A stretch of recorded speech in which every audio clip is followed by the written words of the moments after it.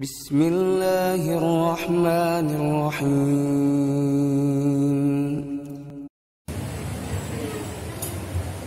بسم الله الرحمن الرحيم.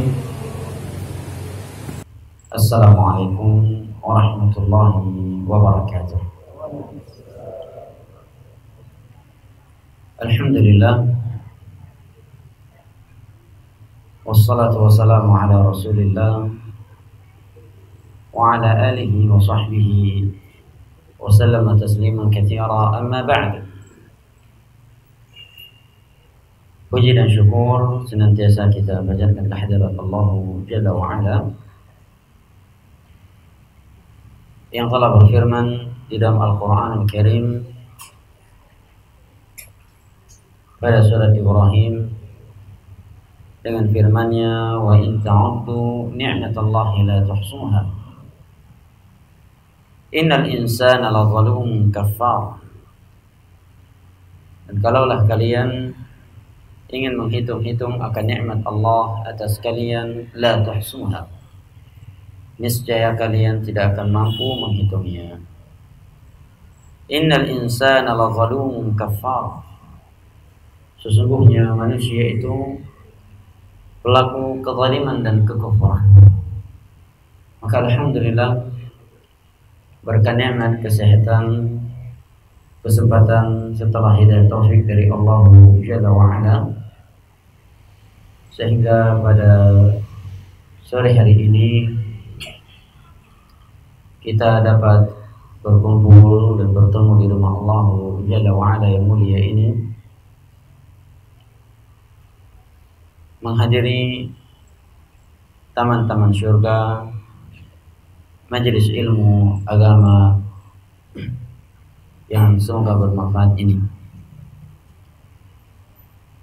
Tentunya salawat beserta salam senantiasa kita sanjung sajikan kepada Nabi besar kita, keluarga dan segenap sahabat-sahabat beliau ridwanullahi alaihim ajma'in. Beliaulah yang telah bersabda, wa man salaka tariqan yaltamisu fihi 'ilman sahhalallahu lahu bihi tariqan ila al-jannah.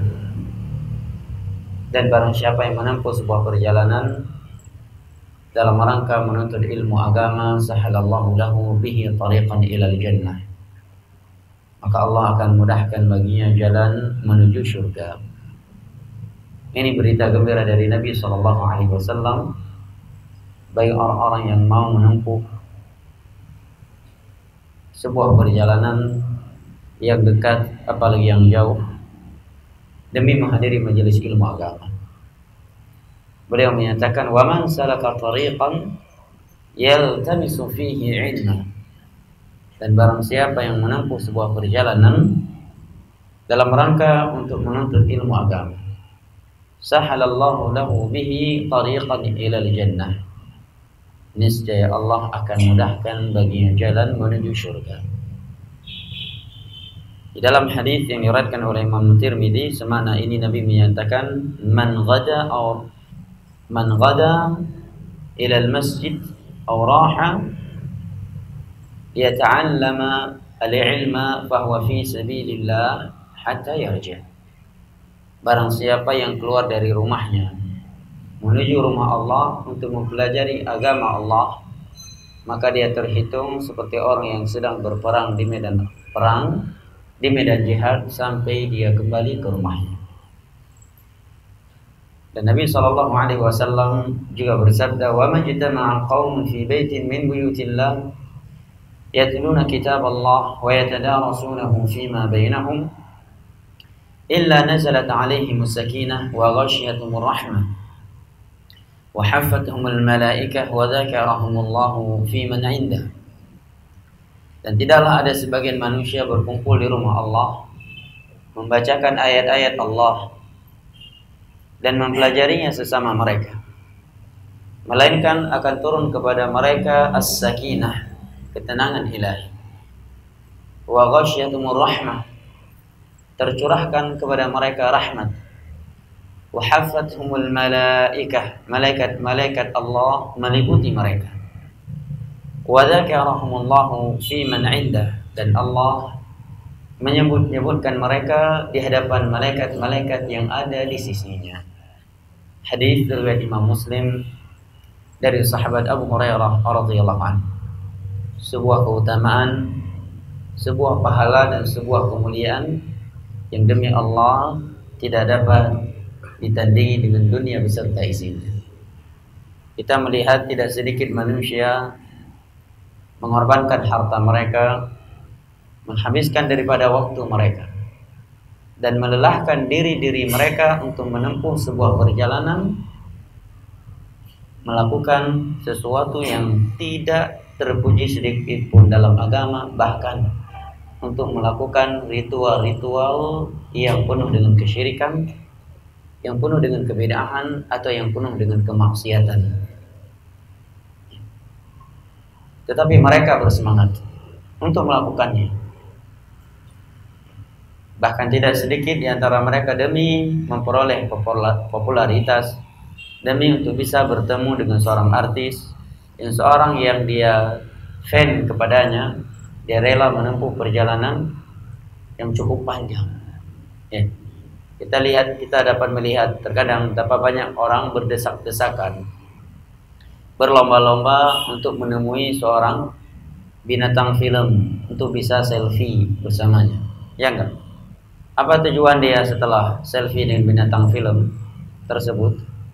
Agar dia populer, bangga, bisa selfie, ya, dan bisa dikenal atau bertemu, bisa duduk bareng. Bahkan, ya, mungkin semua kita juga tahu, ada sebagian orang mengeluarkan uang puluhan juta, ratusan juta itu hanya duduk bersama dengan seorang binatang film di meja makan dan meja minum. Hanya untuk itu. Tidak lebih dari itu. Hanya minum atau makan bareng dengan binatang film itu bayarnya puluhan juta atau bahkan sampai 100 juta. Pernah dengar itu? Hah? Pernah dengar enggak? Dengar pernah melakukan? Nauzubillah. Ya, saya diceritakan ya, bahwa ada arti-arti salah satu cara mereka mencari uang seperti itu. Syahidnya jamaah, lihat sebagian orang mengorbankan hartanya untuk bisa duduk dengan orang-orang yang menurut dia mulia. Namun subhanallah, sangat sedikit di antara mereka yang punya semangat untuk menghadiri dan duduk di majelis ilmu agama yang keutamaannya, kata Nabi, nazalat alaihimus sakinah, turun ke dalam hati mereka as-sakinah, ketenangan ilahi.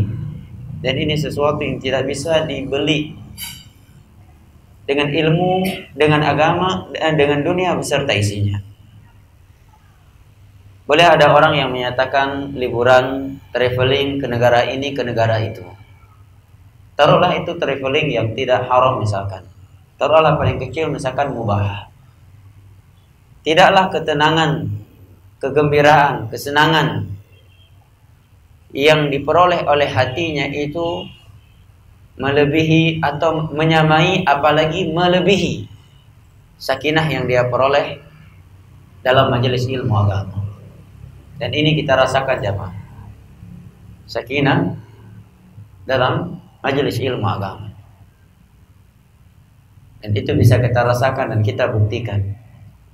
Kalau ada sebagian orang yang berangkat ke majelis ilmu agama, sebelumnya dia baru saja cekcok dengan istrinya, atau ada sedikit permasalahan rumah tangganya atau dalam pekerjaannya, begitu berada di majelis ilmu agama, dia merasakan tenang, nyaman. Begitu pulang, maka kecekcokan yang mungkin akan semakin besar dan akan semakin parah di antara mereka itu menjadi reda, atau api kemarahan menjadi padam karena berkah dari majelis ilmu agama tadi.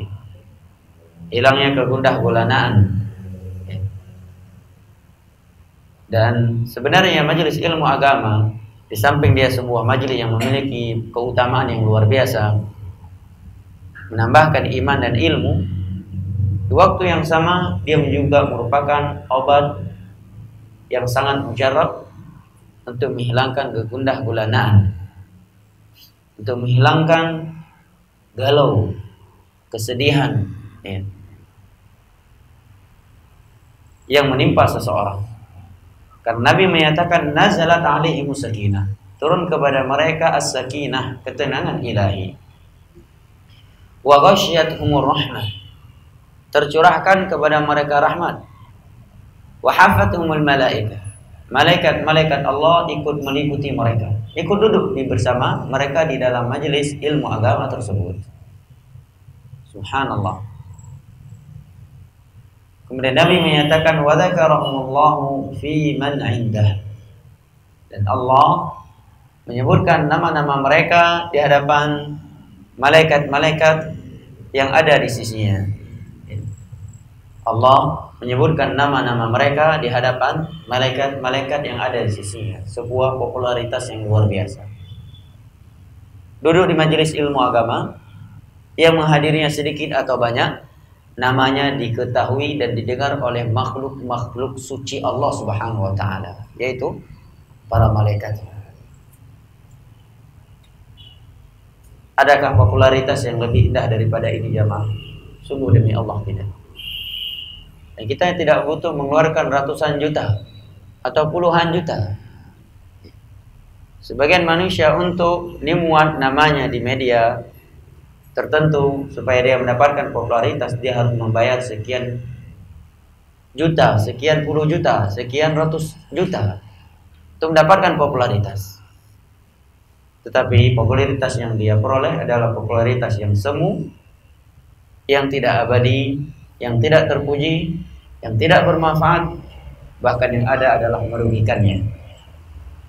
Sedangkan popularitas para penuntut ilmu agama adalah popularitas yang terpuji, popularitas yang bermanfaat buat mereka. Nama-nama mereka disebut-sebut oleh Allah di hadapan malaikat-malaikat yang ada di sisinya. Wa dzakarahumullahu fi man 'indah. Dan Allah menyebut-nyebutkan mereka di hadapan malaikat-malaikat yang ada di sisinya. Di dalam sebuah hadis yang diriwayatkan oleh Imam Muslim dari sahabat Uqbah ibnu Amir radhiyallahu anhu, Nabi sallallahu alaihi wasallam menyebutkan kepada para sahabat, ayyukum yuhibbu an yadhhaba ila al-mudha fayati binaqatayn qaumawayn min duni ithmin wala qati'ati rahim. Siapakah di antara kalian yang mau pergi ke pasar Mutha, pasar hewan ternak di masa itu? Kemudian dia pulang akan membawa 2 ekor onta yang merah. 2 ekor onta yang merah. Onta merah di masa mereka para sahabat, bagi orang Arab di masa itu adalah simbol kekayaan. Simbol kekayaan, harta yang paling mewah. Maka Nabi menyatakan siapa yang mau pergi ke pasar Mutha, setelah itu dia akan pulang membawa 2 ekor onta merah. Simbol kekayaan. Kalau sekarang kendaraan simbol kekayaan apa? Hah? Alphard. Orang udah punya Alphard dikatakan kaya belum? Enggak. Hah? Kaya? Enggak semua. Ada juga rupanya miskin. Alphardnya kredit. Kredit riba, pun utang. Itu ke orang kaya. Atau Lamborghini lah ya. Ya. Lamborghini. Dan semisal dengannya. Nabi menyatakan siapa yang mau pergi ke Mutha, kemudian dia pulang akan membawa 2 onta merah tanpa dosa dan tanpa memutuskan silaturahim. Artinya bukan pencurian, bukan perampokan yang mendatangkan dosa atau memutuskan silaturahim. Maka para sahabat pun bertanya semua, kami mau hal yang demikian ya Rasulullah. Maka Nabi pun menjawab, sesungguhnya perginya kalian ke masjid Allah membaca atau mempelajari 1 ayat dari Al-Quran itu lebih baik daripada 1 onta. 2 ayat lebih baik daripada 2 onta. 3 ayat lebih baik daripada 3 onta. 4 ayat lebih baik daripada 4 onta. Wa mi'adadiha kulliha, dan dari seluruh jumlah onta yang ada di permukaan bumi. Sekarang kalau ada pengumuman dari Pak Usi setiap daerah atau Pak Camat, siapa yang hadir di ceramah pada asar hari ini, setiap satu kakak diberikan satu mobil Innova. Kira-kira masyarakat hadir nggak? Hah? Nggak usah ditanya. Jangankan pada asar, jam 2 malam pun boleh, ya kan? Yang tadinya di rumah cuma satu kakak, langsung dipecah-pecah kakaknya jadi 4 kakak. Ya. Bahkan mungkin kalau ada orang yang tidak hadir akan dibully oleh kawan-kawannya. Dia akan dikatakan bodoh, dia akan dikatakan rugi kamu, Innova gratis nggak mau. Tetapi jarang manusia menganggap rugi dirinya ketika dia terluput dari majelis ilmu agama. Ketika dia terluput dari majelis ilmu agama. Yang kata Nabi SAW, dia mendengar sebuah ayat atau mempelajarinya itu lebih baik daripada satu onta. 2 ayat lebih baik daripada 2 onta, 2 onta lebih 3 ayat lebih baik daripada 3 onta, dan 4 ayat lebih baik daripada 4 onta, dan seluruh jumlah onta yang ada di dunia. Keutamaan yang luar biasa. Dan Nabi SAW juga bersabda, wa innal malaikata la tad'u ajnataha li talibil ilm ridwan bima yatlub. Dan sesungguhnya malaikat-malaikat Allah meletakkan sayap-sayapnya untuk orang-orang yang pergi menuntut ilmu agama. Hadis riwayat Imam Abu Dawud dan Imam Tirmidzi dari Abu Darda radhiyallahu anhu. Dan ilmu agama adalah sumber kebaikan. Maka barang siapa yang ingin diberkahi rumah tangganya oleh Allah, agar rumah tangganya itu terbangun di atas kebaikan, dan apa yang terjadi dalam rumah tangganya dari problematika rumah tangga diselesaikan dengan kebaikan, memiliki anak keturunan yang baik, dan seterusnya, maka ilmu adalah kuncinya. Karena ilmu adalah pintu segala kebaikan. Di dalam sebuah hadis yang diriwayatkan oleh Imam Al-Bukhari dari sahabat Muawiyah radhiyallahu anhu, Nabi SAW bersabda, "May yuridillahu bihi khairan yufaqihu fid din." Barang siapa yang Allah inginkan kebaikan untuknya, maka Allah akan fahamkan dia tentang agamanya. Oleh karenanya Al-Imam Ibnu Hajar Al-Asqalani menyatakan, "Faman utiya al-'ilm faqad utiya al-khaira kullahu, wa man hurimahu fahuwal mahrum." Barang siapa yang diberikan ilmu agama, maka sungguh telah diberikan kepadanya, telah dibukakan untuknya pintu kebaikan. Dan barang siapa yang diharamkan dari ilmu agama, maka sungguh dia adalah orang yang merugi. Al-Imam Ibnu Qayyim rahimahullahu ta'ala menyatakan, "Ma min khairin fid dunya illa min atharil ilm, wa ma min syarrin fid dunya illa min atharil jahl." Tidaklah ada kebaikan di permukaan bumi ini melainkan sebabnya adalah ilmu agama. Dan tidaklah ada kehancuran, kejelekan yang terjadi di dunia ini melainkan sebabnya adalah kebodohan. Tidaklah hancur dan tidaklah putus tali pernikahan, retaknya rumah tangga dengan begitu cepat di tengah-tengah kaum muslimin, melainkan sebabnya adalah faktor ilmu agama yang minim di antara mereka. Bukan karena kefakiran. Kita bisa melihat kepada kasus-kasus yang ada di mahkamah syariat. Rata-rata kasus perceraian bukan masalah istrinya kurang cantik atau suaminya kurang ganteng. Bukan pula karena faktor ekonomi. Bahkan tidak sedikit perceraian itu terjadi di antara mereka mereka pasangan suami istri yang suaminya ganteng, ya, istrinya cantik, punya penghasilan yang lebih dari cukup. Tapi karena rumah tangga tidak dibangun di atas bimbingan ilmu Al-Quran dan As-Sunnah dengan pemahaman mereka para sahabat Nabi, sehingga rumah tangga menjadi seperti kapal pecah. Tidak terwujudkan di dalamnya mawaddah, rahmah, dan sakinah. Maka Nabi SAW menyatakan, "May yuridillahu bihi khairan yufaqihu fid din." Barang siapa yang Allah inginkan kebaikan untuknya, maka Allah akan fahamkan dia tentang agamanya. Oleh karena itu kita melihat mereka para sahabat Nabi, para tabi'in, tabi'ut tabi'in cukup semangat di dalam menuntut ilmu agama. Bahkan disebutkan, bahkan jangankan mereka, para sahabat, para tabi'in dan tabi'ut tabi'in, mereka para nabi saja masih belajar. Contohnya siapa jamaah? Nabi Musa alaihissalam. Beliau cuti dakwah untuk menimba ilmu kepada Nabi Khidir atas perintah Allah Subhanahu wa taala. Padahal Nabi Musa itu lebih berilmu daripada Nabi Khidir, lebih mulia karena beliau ulul azm. Sedangkan Khidir bukan ulul azm. Tetapi tatkala bersama Khidir ada beberapa pengetahuan yang Allah berikan kepada beliau alaihi salam yang tidak diberikan kepada Nabi Musa alaihi salam, maka Nabi Musa tanpa segan dengan rendah hati pergi menuntut ilmu ke Khidir, dan menuntut ilmu bukan dari cuma tapak tuan ke belang bidi, tapi mengarungi laut jemaah. Ya, mengarungi laut, bukan naik Avanza. Ya, yang ada AC-nya, tapi laut jemaah. Demikian juga sahabat Jabir bin Abdullah, kata Imam Al-Bukhari dalam kitab sahih beliau dalam pembahasan Kitabul Ilm, kata beliau faqad rahala Jabir bin Abdullah radhiyallahu anhu masirata syahrin li haditsin wahid ila Abdullah bin Unais. Sesungguhnya sahabat Nabi yang bernama Jabir bin Abdullah telah menempuh sebuah perjalanan selama sebulan penuh hanya untuk mendengar satu hadis Nabi dari sahabat Abdullah bin Unais.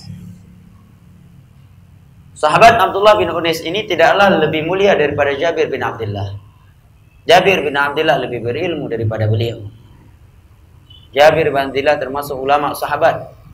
Tapi begitu beliau tahu setelah Nabi meninggal, beliau udah punya hadisnya.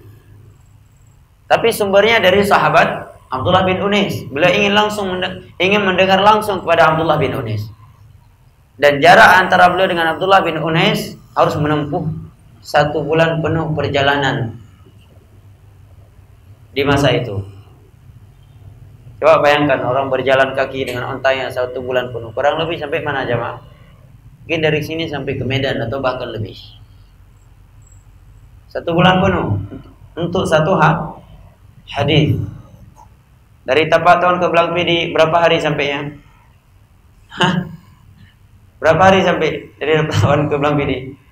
Dari Nagan Raya ke Belang Pidi berapa hari sampai? 2 jam.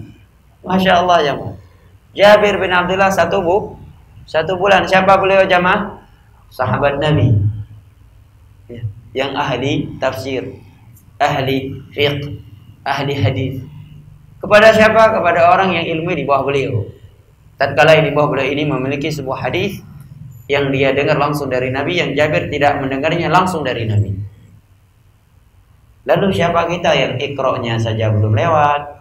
Ikra' aja belum lu. Wa nama ciko alam, ka ba nuntut ilmu. Kan 4. Wa nama ciko alam, ka mulai ba nuntut ilmu. Huruf hijaiyah belum tahu. Baca Al-Qur'an belum benar. Ya. Ngaji masih eleh-elehan. Baru setahun 2 tahun udah malas. Jabir bin Abdullah sekian tahun belajar sama Nabi. Nabi meninggal, belum mendengar ada seorang sahabat Nabi yang junior mendengar sebuah hadis langsung dari Nabi. Dan Jabir tidak pernah mendengarnya langsung dari Nabi. Maka beliau rela menempuh sebuah perjalanan 1 bulan penuh untuk mendengar hadis tersebut dari sahabat tersebut. Karena mereka tahu keutamaan ilmu agama. Dan mereka tahu bahwa apa yang dikorbankan di jalan menuju jalan ilmu agama itu semua akan Allah gantikan dengan yang lebih baik. Wa ma anfaqtum min nafaqatin fa huwa yukhlifu wa huwa khairur raziqin. Tidaklah engkau menginfakkan sesuatu karena Allah, melainkan Allah akan membalasnya.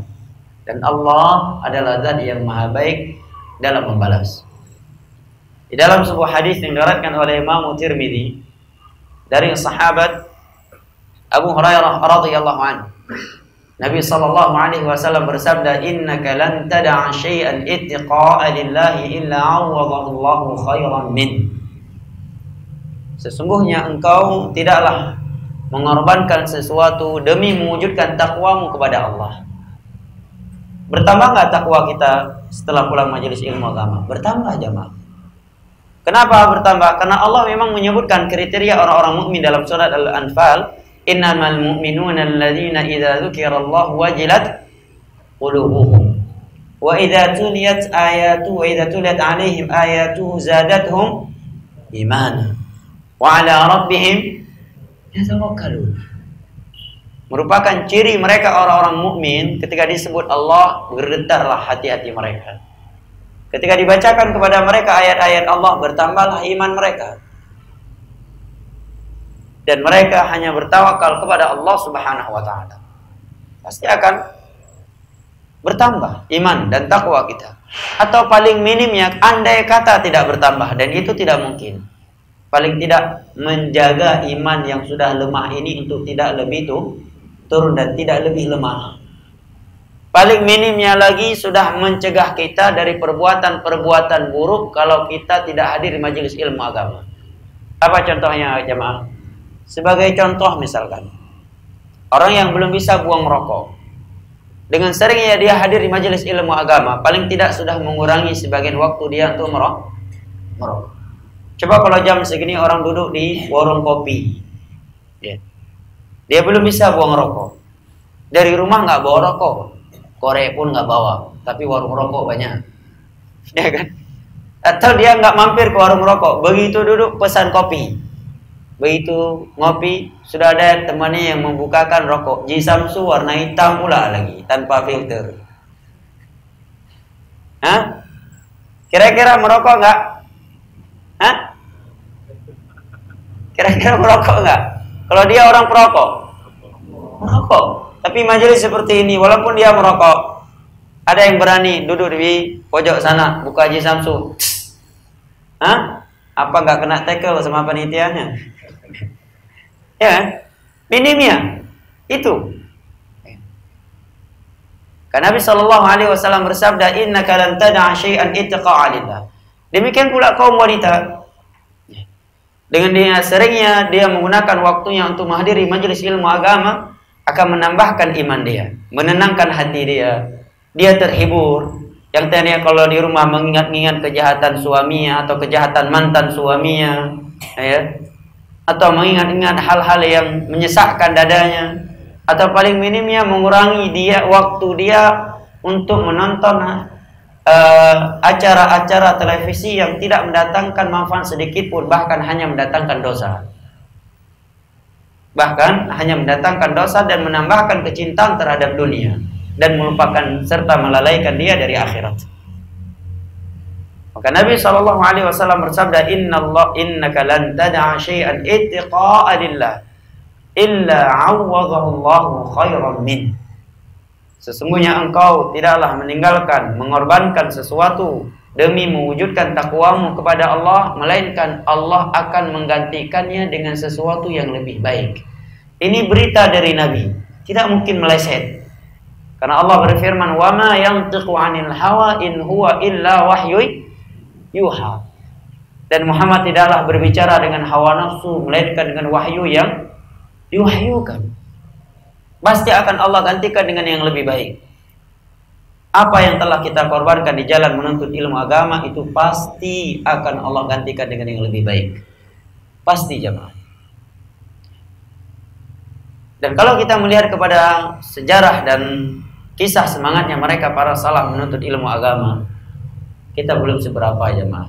Contohnya sahabat Jabir tadi, sebulan perjalanan untuk mengambil satu hadis kepada sahabat Abdullah bin Unais. Imam Ahmad menempuh perjalanan jalan kaki dari Irak ke ibu kota Yaman, Sana'a. Sangat jauh, jemaah. Jalan kaki. Ya. Sampai-sampai di zaman dahulu ada seorang penuntut ilmu yang bernama Abdurrahman bin Kharrash. Beliau di tengah perjalanannya kehabisan bekal dan harus meminum air kencingnya, kalau tidak mati. Ada pula di antara para ulama dahulu menempuh perjalanan di siang hari, di malam hari yang sangat-sangat dingin, yang membuat kuku jari jemari mereka runtuh dan jari-jari mereka menjadi beruntuh.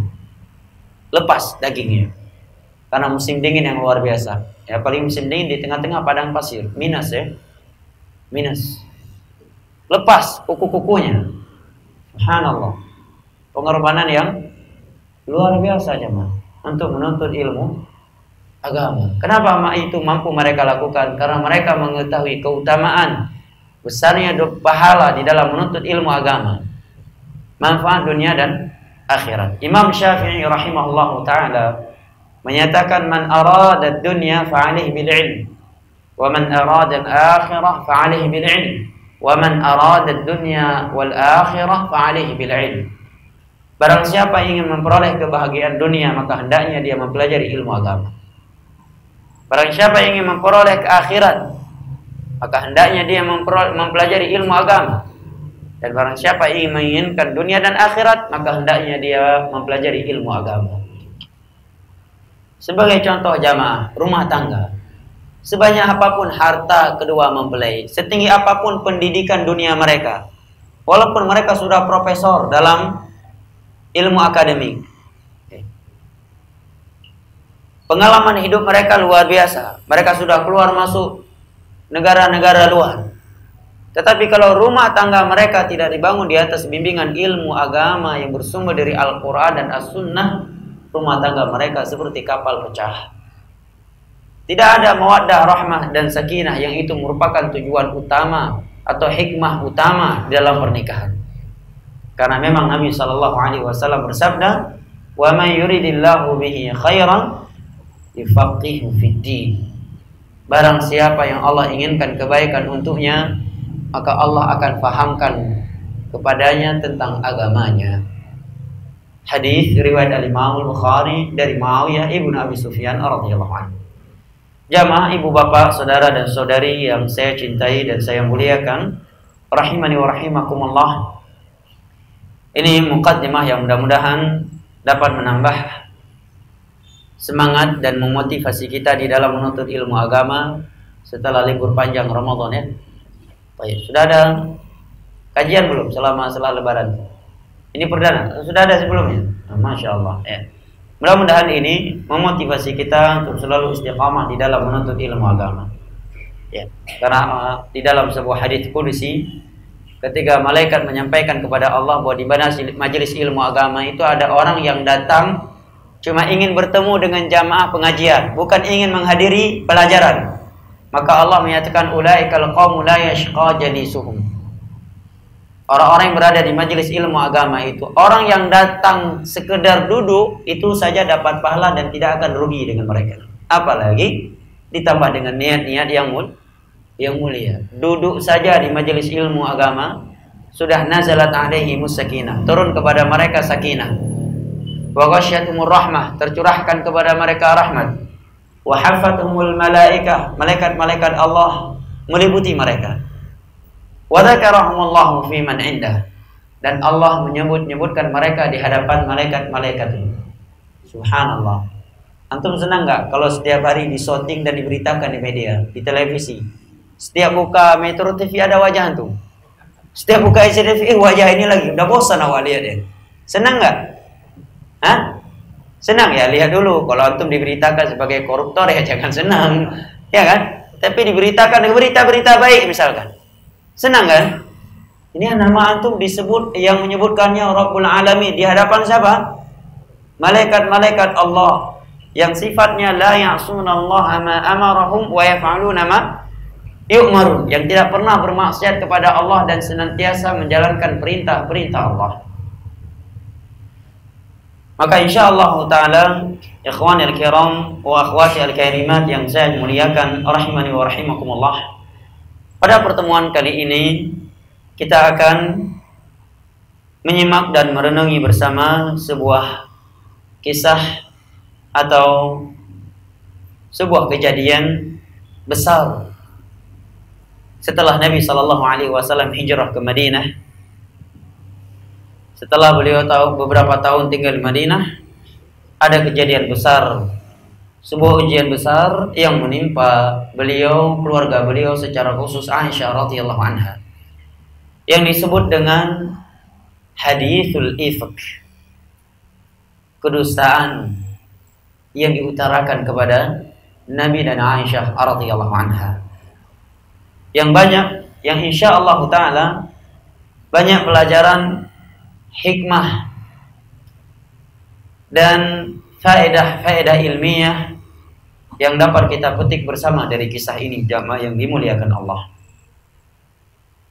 Bahkan kisah dan kejadian ini telah Allah abadikan di dalam sebuah surat di dalam Al-Quran yang bernama surat An-Nur.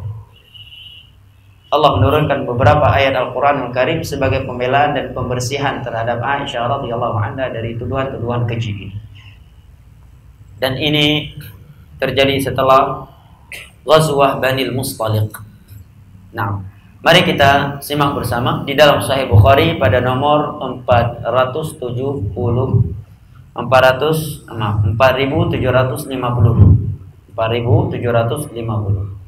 Berapa menit waktu kita, jamaah, untuk materi selain tanya jawab? Sekarang jam 5. Berapa menit waktu kita? Hadisnya panjang. Ya, kalau waktunya singkat berarti saya usahakan bacanya banyak saya Indonesiakan dan beberapanya saya Arabkan bahasanya. Berapa menit waktu kita? 40 menit. Menurut antum atau menurut jamaah? Karena menurut jamaah banyak yang nunduk nih. 40 menit enak aja nih. Berapa menit jamaah? 40? 40 ya? Baik. Kejadian ini disebut dengan kejadian al-ifk, yaitu tuduhan Aisyah radhiyallahu anha berzina dengan seorang sahabat yang bernama Safwan. Mari kita simak cerita ini dari Aisyah radhiyallahu anha. Kata beliau, "Kana Rasulullah sallallahu alaihi wasallam idza arada an yakhruj aqra'a baina azwajihi. Fa ayyatuhunna kharaja sahmuha kharaja biha Rasulullah sallallahu alaihi wasallam ma'ah."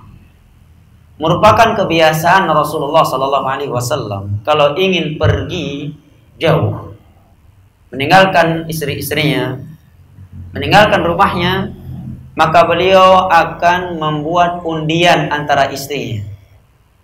Nama siapa yang keluar dari undian tersebut, maka dialah yang dibawa. Ini pelajaran penting buat yang sudah poligami dan yang akan poligami. Ibu-ibu jangan marah dulu, saya cuma menyatakan pelajaran penting bagi orang yang sudah poligami dan yang akan poligami. Tidak ada anjuran untuk poligami dari bahasa saya di atas. Adapun hukum poligami dalam Islam sudah jelas. Jelas ya? Saya punya istri 4. Minggu depan ya, atau besok mau liburan kemana misalkan? Orang bilang video liburan kemana? Singapura. Masya Allah, luar biasa orang bilang video ya. Kemana misalkan? Kemana?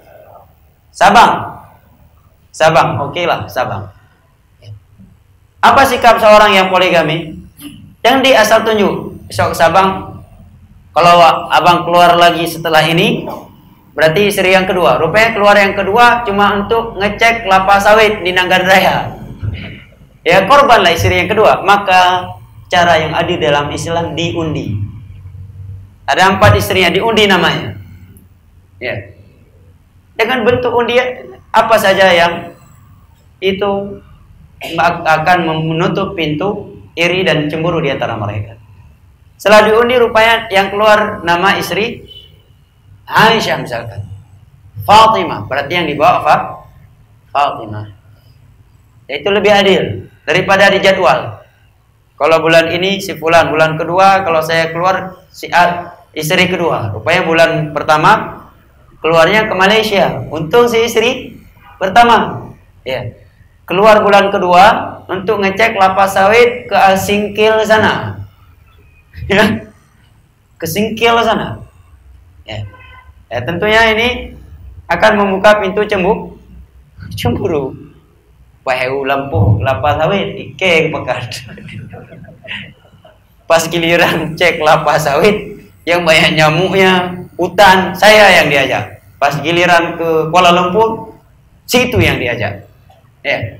Akhirnya jadi bertengkar. Bagaimana caranya jamaah? Diundi. Ini salah satu bimbingan untuk orang yang poligami. Jangan asal bicara aja poligami ini poligami itu. Ilmu anadrullah. Ilmu poligami belum ada udah bicara poligami. Ya. Ada fikih-fikihnya. Ada hal-hal yang mesti dikaji. Ya. Kalau nggak tahu ya bertanya sekarang ya kan. Nabi SAW kebiasaan beliau kalau ingin keluar beliau mengundi di antara istri-istrinya. Siapa yang keluar namanya dalam undian tersebut maka dialah yang dibawa oleh Rasulullah SAW. Baik. Qalat Aisyah, maka Aisyah menyatakan, faqara bainana fi ghazwatin ghazaha fa kharaja sahmi. Maka di dalam sebuah peperangan yaitu Bani Mustaliq, Nabi mengundi di antara kami. Maka keluarlah namaku. Maka yang dibawa oleh Nabi siapa? Aisyah radhiyallahu anha. Yang lain tidak bisa cemburu. Nah, ini undian, saya nggak milih kok. Takdir Allah. Oh udah kalian yang kocok. Silakan siapa yang narik. Ya, nggak bisa kan? Kasih tarik rupanya madunya, madu aslinya yang pertama yang dapat, yang keluar namanya. Ya. Maka Aisyah menyatakan yang keluar nama saya. Diundi jamaah. Agar lebih adil. Ini salah satu fikih dan mulianya akhlaknya Nabi kita SAW dan keluhuran akhlak beliau di dalam menjaga perasaan istri. Karena kalau beliau pilih kan bisa aja, tetapi akan menyinggung perasaan istri yang lain. Juga di dalam sebuah riwayat yang lain, Nabi pernah ditanya oleh sebagian istri di hadapan istri-istri yang lainnya. Dia ingin menampakkan. Aisyah bertanya kepada Nabi, wahai Rasulullah, siapa istri yang paling kamu cintai dari seluruh istri-istrimu? Karena Aisyah kan tahu istri yang paling dicintai oleh Nabi setelah Khadijah adalah beliau. Apa jawaban Nabi Aisyah? Istriku yang paling aku cintai adalah dia yang di dalam genggaman tangannya ada uang dirham yang saya berikan. Dan Nabi telah menggenggamkan seluruh mereka beberapa dirham. Sehingga semuanya menyangka yang dimaksud oleh Nabi adalah saya. Padahal semuanya ada dirham di tangannya. Masya Allah. Fikih poligami jemaah. Ya. Poligami tayo. Akibut dua orang. Ya. Kabur tuh. Ya. Akhirnya kacau. Hancur rumah tangganya. Baik. Kemudian kata Aisyah radhiyallahu anha, fa kharajtu ma'a Rasulillah sallallahu alaihi wasallam ba'dama nazala al-hijab. Maka aku pun keluar, aku pun ikut bersama Rasulullah sallallahu alaihi wasallam dalam peperangan tersebut setelah turunnya ayat perintah untuk berhijab, yaitu firman Allah di dalam surat Al-Ahzab, ya ayyuhan nabi qul li azwajika wa banatika qul li banatika qul li azwajika wa banatika wa nisa'il mu'minin yudnina 'alaihinna min jalabibihin dzalika adna an la yu'rafna fala yu'dzain. Katakanlah wahai Nabi Muhammad kepada istri-istrimu, putri-putrimu, dan kepada seluruh kaum wanita, kaum muslimin agar mereka mengenakan ayudinina alaihinna jalabibihin. Jilbab, jalabib jamak dari kata jilbab, dan jilbab adalah sesuatu yang menutup seluruh tubuh anggota wanita dan masuk ke dalamnya adalah wajahnya. Dan lebih jelasnya lagi nanti setelah di tengah kisah ini akan lebih jelas kepada kita bagaimana Aisyah memahami bahwa ayat di atas mencakup wajah. Bahwa jilbab dalam ayat di atas mencakup wajah. Ya, ingat baik-baik ya agar tersinkron dan nyambung dengan kisah atau apa yang beliau ceritakan setelah ini. Kata Aisyah, saya dibawa oleh Rasulullah setelah turun ayat hijab dalam surat Al-Ahzab tadi. Jelas ya, Ma? Kemudian di dalam dari surat Al-Ahzab tersebut kita mendapatkan pelajaran bahwa busana syar'i ya yang menutup seluruh tubuh, yang mencakup wajah juga, walaupun terjadi khilaf di antara ulama wajah itu aurat ataukah bukan. Sebagian ulama berpendapat aurat, sebagiannya berpendapat tidak aurat. Dan jangan sampai terjadi saling cela dan merendahkan hanya karena masalah ini. Dan ini masalah fikih. Setelah semuanya ulama mazhab sepakat bahwa menggunakan cadar menutup wajah itulah yang paling mulia, yang paling afdal. Sepakat 4 mazhab memakai cadar itulah yang paling afdal. Kedua, mereka sepakat bahwa wanita yang masih gadis yang memiliki kecantikan dan dikhawatirkan akan menimbulkan fitnah untuk kaum lelaki, sepakat 4 mazhab wanita yang seperti ini wajib menutup wajahnya. Yang terjadi khilaf di antara 4 mazhab apabila dia wanita yang sudah tua atau masih gadis tetapi nilai wajahnya tidak ada mendatangkan godaan buat laki-laki, yang mungkin nilainya 3,5 misalkan. Ya. Ya. Udah kalau mentang telah kalian. Ya, atau semisal dengannya. Ya. Maka ini khilaf di antara ulama, wajib enggak nutup? Walaupun semua mereka sepakat lebih afdal ditutup. Jelas jemaah? Jadi ini masalah fikih ini. Pahami dulu global masalah. Jangan langsung menyatakan khilaf ulama tentang wajah. Dirinci dulu. Yang mananya yang khilaf. Jelas ya? Dari pelajaran tersebut kita mendapatkan pelajaran bahwa busana syar'i itu bukan budaya Arab. Jelas ayatnya, wahai Nabi katakan kepada istri-istrimu, putri-putrimu, dan wanita-wanita dan seluruh wanita kaum muslimin. Bukan hanya orang Arab. Kok datang seorang profesor, seorang rektor YIN satu tempat dia bilang itu budaya orang Arab. UIN. Ya di luar Aceh ya. Rektor sebuah UIN dia bilang itu budaya Arab. Subhanallah. Taruhlah budaya Arab, tapi itu budaya Arab Nabi SAW. Nabi orang Arab. Dan itu bukan budaya Arab. Karena Nabi muncul, orang Arab belum pakai cadar. 13 tahun di Mekah, istri-istri para sahabat belum diperintahkan untuk menutup muka mereka, menutup seluruh tubuh mereka. Di Madinah baru turun, baru ada yang pakai cadar. 13 tahun di Mekah belum ada. Perlu diketahui. Di Madinah baru turun dalam surat Al-Ahzab. Kebiasaan kondisi wanita jahiliyah ketika Nabi muncul itu buka-bukaan. Bahkan sebagian mereka seperti kondisi sebagian makhluk Allah di Taman Safari Jakarta. Kenapa? Karena di sana ada sekelompok sekte dari Quraisy yang mereka meyakini umrah yang paling afdal tatkala dia telanjang tidak berpakaian sehelai pun di sekeliling Ka'bah. Itu salah satu sekte yang ghulu dari sekte Quraisy ketika Nabi muncul. Mereka enggak mengenal hijab, pakaian besar, enggak. Makanya dalam surat Al-Ahzab ada firman Allah, "Wala tabarrajna tabarrujal jahiliyatil ula." Wahai sekalian kaum wanita, janganlah kalian berdandan sebagaimana dandanannya wanita-wanita jahiliyah terdahulu.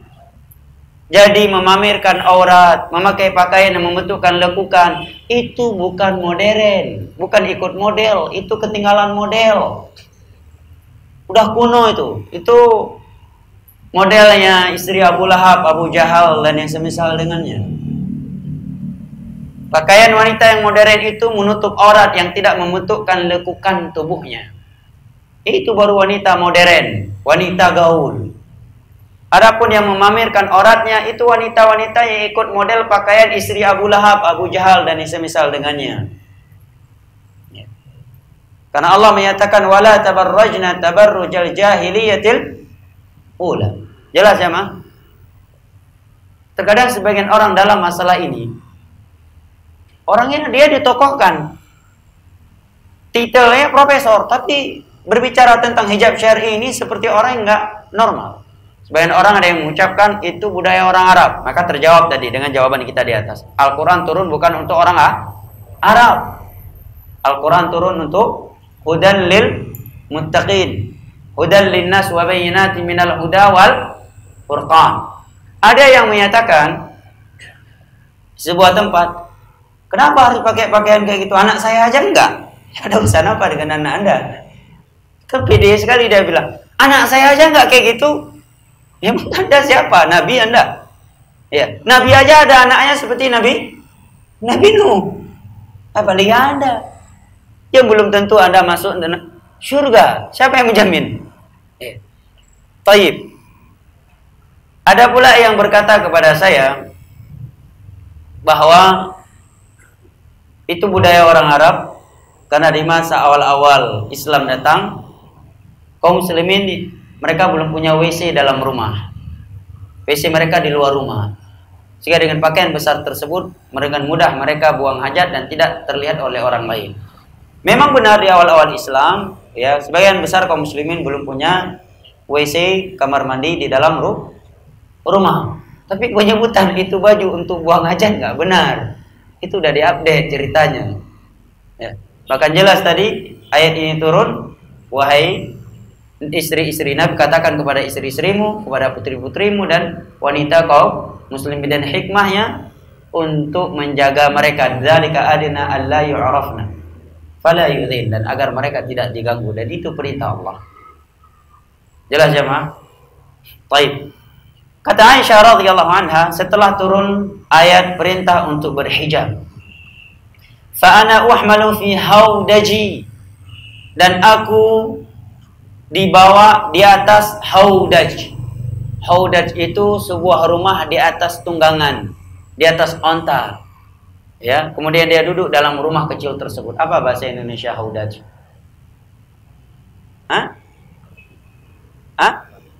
Hah? Gerobak. Emang jual mie goreng? Bukan gerobak lah. Rumah tandu. Tandu masih nampak orangnya kan? Hah? Dia di dalamnya, rumah kecil. Apa tandu juga? Tandu, ada bahasa lain nggak? Hah? Tandu kan nampak ditaruh di atas pundak. Ini di atas onta ada rumah, ada kainnya, nah, orangnya duduk di dalamnya, sehingga nggak terlihat oleh dari luar siapa di dalamnya. Tandu. Saya tanya ini. Hah? Bukan tandu? Oh, belum tahu, karena kepala yang bergerak kanan kiri ini banyak maknanya. Pertama nggak tahu, yang kedua bukan. Yang mana nih? Tidak tahu ya? Oh, tidak tahu. Apa sebutannya aja? Tandu, tepat. Tepat nggak tandu? Hah? Sementara itu dulu, ya boleh. Sementara tandu lah ya. Seingat anak bukan tandu, saya lupa lagi. Ada bahasa Indonesia ya? Hah? Sekedup. Masya Allah, sekedup. Nah, bukan sekedap ya. Sekedup. Saya dibawa, ditempatkan dalam sekedupku di atas onta. Maka para sahabat dari bawah menarik ontanya Aisyah radhiyallahu anha. Ya. Kemudian kata Aisyah radhiyallahu anha, begitu selesai peperangan ini, kami pun pulang menuju Madinah. Begitu kami sudah dekat dari kota Madinah, waktu sudah menjelang zuhur. Waktu menjelang zuhur, artinya sebelum zuhur, qafilin sebagian, maka seluruh kami berhenti beristirahat sejenak. Qafilin ini beristirahat di menjelang waktu zuhur. Jelas? Adzana lailah birrahil. Faqumtu hina adzana birrahil famashaitu hatta jawazatil al-jaysh. Falamma qadaitu sya'ni aqbaltu ila rihlah. Maka di malam hari Nabi SAW mengumumkan kita akan berangkat dan kita akan meneruskan kembali perjalanan kita. Maka aku pun langsung bangkit setelah menyelesaikan hajatku menuju ontaku. Begitu saya mau pergi ke ontaku yang sudah ada sekedup, yang di atasnya ada sekedup, faida aqdun li min jaz'in dhifar qad inqata. Rupanya aqd, kalungku putus dan jatuh. Begitu beliau menaik ontanya, beliau lihat kalung udah jatuh, hilang. Faltamastu aqdi wa habasani ibtiqa'u. Maka aku pun langsung pergi kembali ke tempat yang tadinya aku buang hajat di situ, mencari kalungku tersebut. Sekian lama aku cari-cari kalungku tersebut. Wa aqbala rahtul ladzina kanu yarhalunani. Sedangkan mereka para sahabat Nabi yang menarik ontaku, dan sebelumnya ontaku yang di atasnya ada sekeduk, mereka langsung berangkat bersama Nabi Shallallahu Alaihi Wasallam dan mereka menarik onta tersebut tanpa mereka sadar, dan mereka tidak sadar, tidak tahu bahwa aku tidak berada di dalamnya. Wahum yahsabuna anni fi, dan mereka menyangka bahwa aku berada di dalam sekeduk tersebut. Apa sebabnya mereka mengira? Secara logika kan kita bisa tahu berat tidaknya kan? Ya. Sebabnya kata Aisyah, wa kana nisa'u idzaka khifafan, karena mayoritas kondisi wanita di masa itu adalah wanita-wanita yang kurus, karena di awal-awal Islam kaum muslimin berada di dalam kemiskinan yang luar biasa. Atau faktor yang lainnya, lam yuthqilhunna al-lahm, mereka tidak gemuk. Innama ta'kulu al-alqah min at-ta'am, yang mereka makan hanya sedikit dari makanan. Tentunya beda beratnya ada Aisyah dengan tidak adanya. Tetapi tidak adanya Aisyah tidak sampai membuat orang yang menarik onta tersebut langsung tahu bahwa ini kosong, tidak ada orang di dalamnya. Jelas Aisyah? Jelas ya kawan? Mereka langsung membawa onta Aisyah, mengira Aisyah ada di dalamnya. Padahal Aisyah tidak ada. Karena tidak jauh beda berat adanya Aisyah dengan tidak adanya Aisyah. Karena kondisi Aisyah dan mayoritas wanita di masa itu kurus. Di sini saya ingin ingin menggarisbawahi sebuah perkara. Di sini tidak ada, para ulama tidak menyatakan bahwa beratnya sekedupnya Aisyah kurang lebih 55 atau 65 kilo. Nah, tidak adanya Aisyah, mereka tidak mengetahui bahwa Aisyah tidak ada di dalamnya. Berarti beratnya Aisyah 65 kilo. Berarti kalau ada ibu-ibu yang beratnya lebih dari 65 kilo, berarti itu wanita yang kurang solehah, kata sebagian penceramah. Nyambung nggak jamaah? Nggak nyambung. Itu dia ingin membuat jamaahnya terhibur, nggak ngantuk, tapi akhirnya jatuh ke dalam kedustaan atau membuat hal-hal yang itu bukan bagian dari Islam. Apa kaitannya? Nggak ada kaitannya kesolehan itu dengan berat badan. Walaupun dia tujuannya nggak ingin menyampaikan, tidak menjadikannya sebagai standar kesolehan, tapi dengan dia sebutkan itu kan menjadi hal yang tidak baik. Seakan-akan 65 kilo itu adalah ukuran berat badan yang ideal, ya kan? Sedangkan bagi bagian orang mungkin berat badan ideal lebih dari itu atau kurang, dan tidak ada kaitannya dengan kesolehan. Tidak ada kaitannya dengan kesolehan. Sampai-sampai ada yang membahasakan bahwa Aisyah adalah cewek gaul. Na'udzubillah. Ini ucapan-ucapan kotor jamaah yang tidak layak diberikan kepada Aisyah radhiyallahu anha. Aisyah adalah gelar beliau Ummul Mukminin, ibundanya kaum muslimin. Allah menyatakan wa azwajuhu ummahatuhum. Istri-istri Nabi adalah ibundanya kaum muslimin. Aisyah Ummul Mukminin radhiyallahu anha. Kita sendiri nggak rela dikatakan ibu ente cewek gaul ya. Mau antum dikatakan kayak gitu? Hah? Kalau ada seorang ustaz membahasakan ibu antum cewek gaul ya, marah nggak? Marahlah. Ini ada penceramah menyatakan Aisyah cewek gaul, kan na'udzubillah, kurang akhlaknya. Sebabnya apa? Karena nggak belajar aqidatus salaf. Kalau dia belajar aqidah, melewati pembahasan bagaimana kita harus menjunjung tinggi mereka para sahabat Nabi di dalam menggunakan bahasa gelar-gelar sebutan kepada mereka dan secara khusus istri-istri Nabi, maka dia tidak akan mungkin membahasakan dengan bahasa demikian.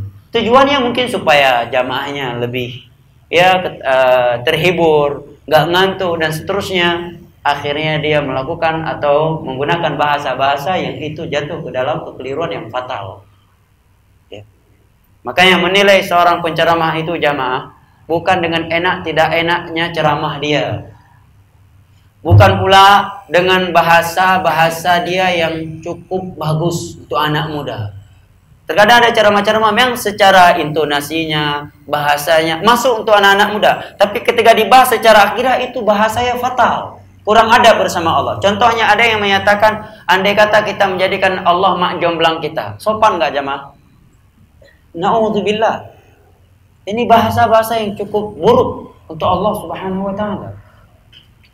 Cukup buruk untuk Allah Subhanahu wa Ta'ala. Juga menyebutkan bahwa premannya para nabi adalah Musa alaihi salam. Na'udzubillah. Karena Musa pernah menampar malaikat maut yang ingin mencabut nyawanya, menjelma seorang manusia, dan Nabi Musa tidak tahu itu malaikat maut. Tetapi nggak ada ulama yang membahasakan ini premannya para nabi. Kalimat preman dalam bahasa Indonesia terpuji atau tercela? Ya, ada yang bilang masya Allah bapak itu preman, itu ustadz itu preman baik kali. Ya kalau ustadz ya benar preman, pasti mantan preman. Ini nabi pula dibahasakan preman baik jamaah. Ini menunjukkan hancurnya akidah. Pentingnya belajar akidah dan bahayanya popularitas. Kita berceramah, seorang yang berceramah itu harus punya prinsip. Prinsip seorang berceramah adalah menyampaikan agama Allah, memberi pencerahan kepada manusia tentang agama Allah, menerangkan isi agama Allah kepada manusia dengan cara yang diridhai oleh Allah, sekalipun jamaahnya tidak suka. Sekalipun jamaahnya menilai terlalu tegang.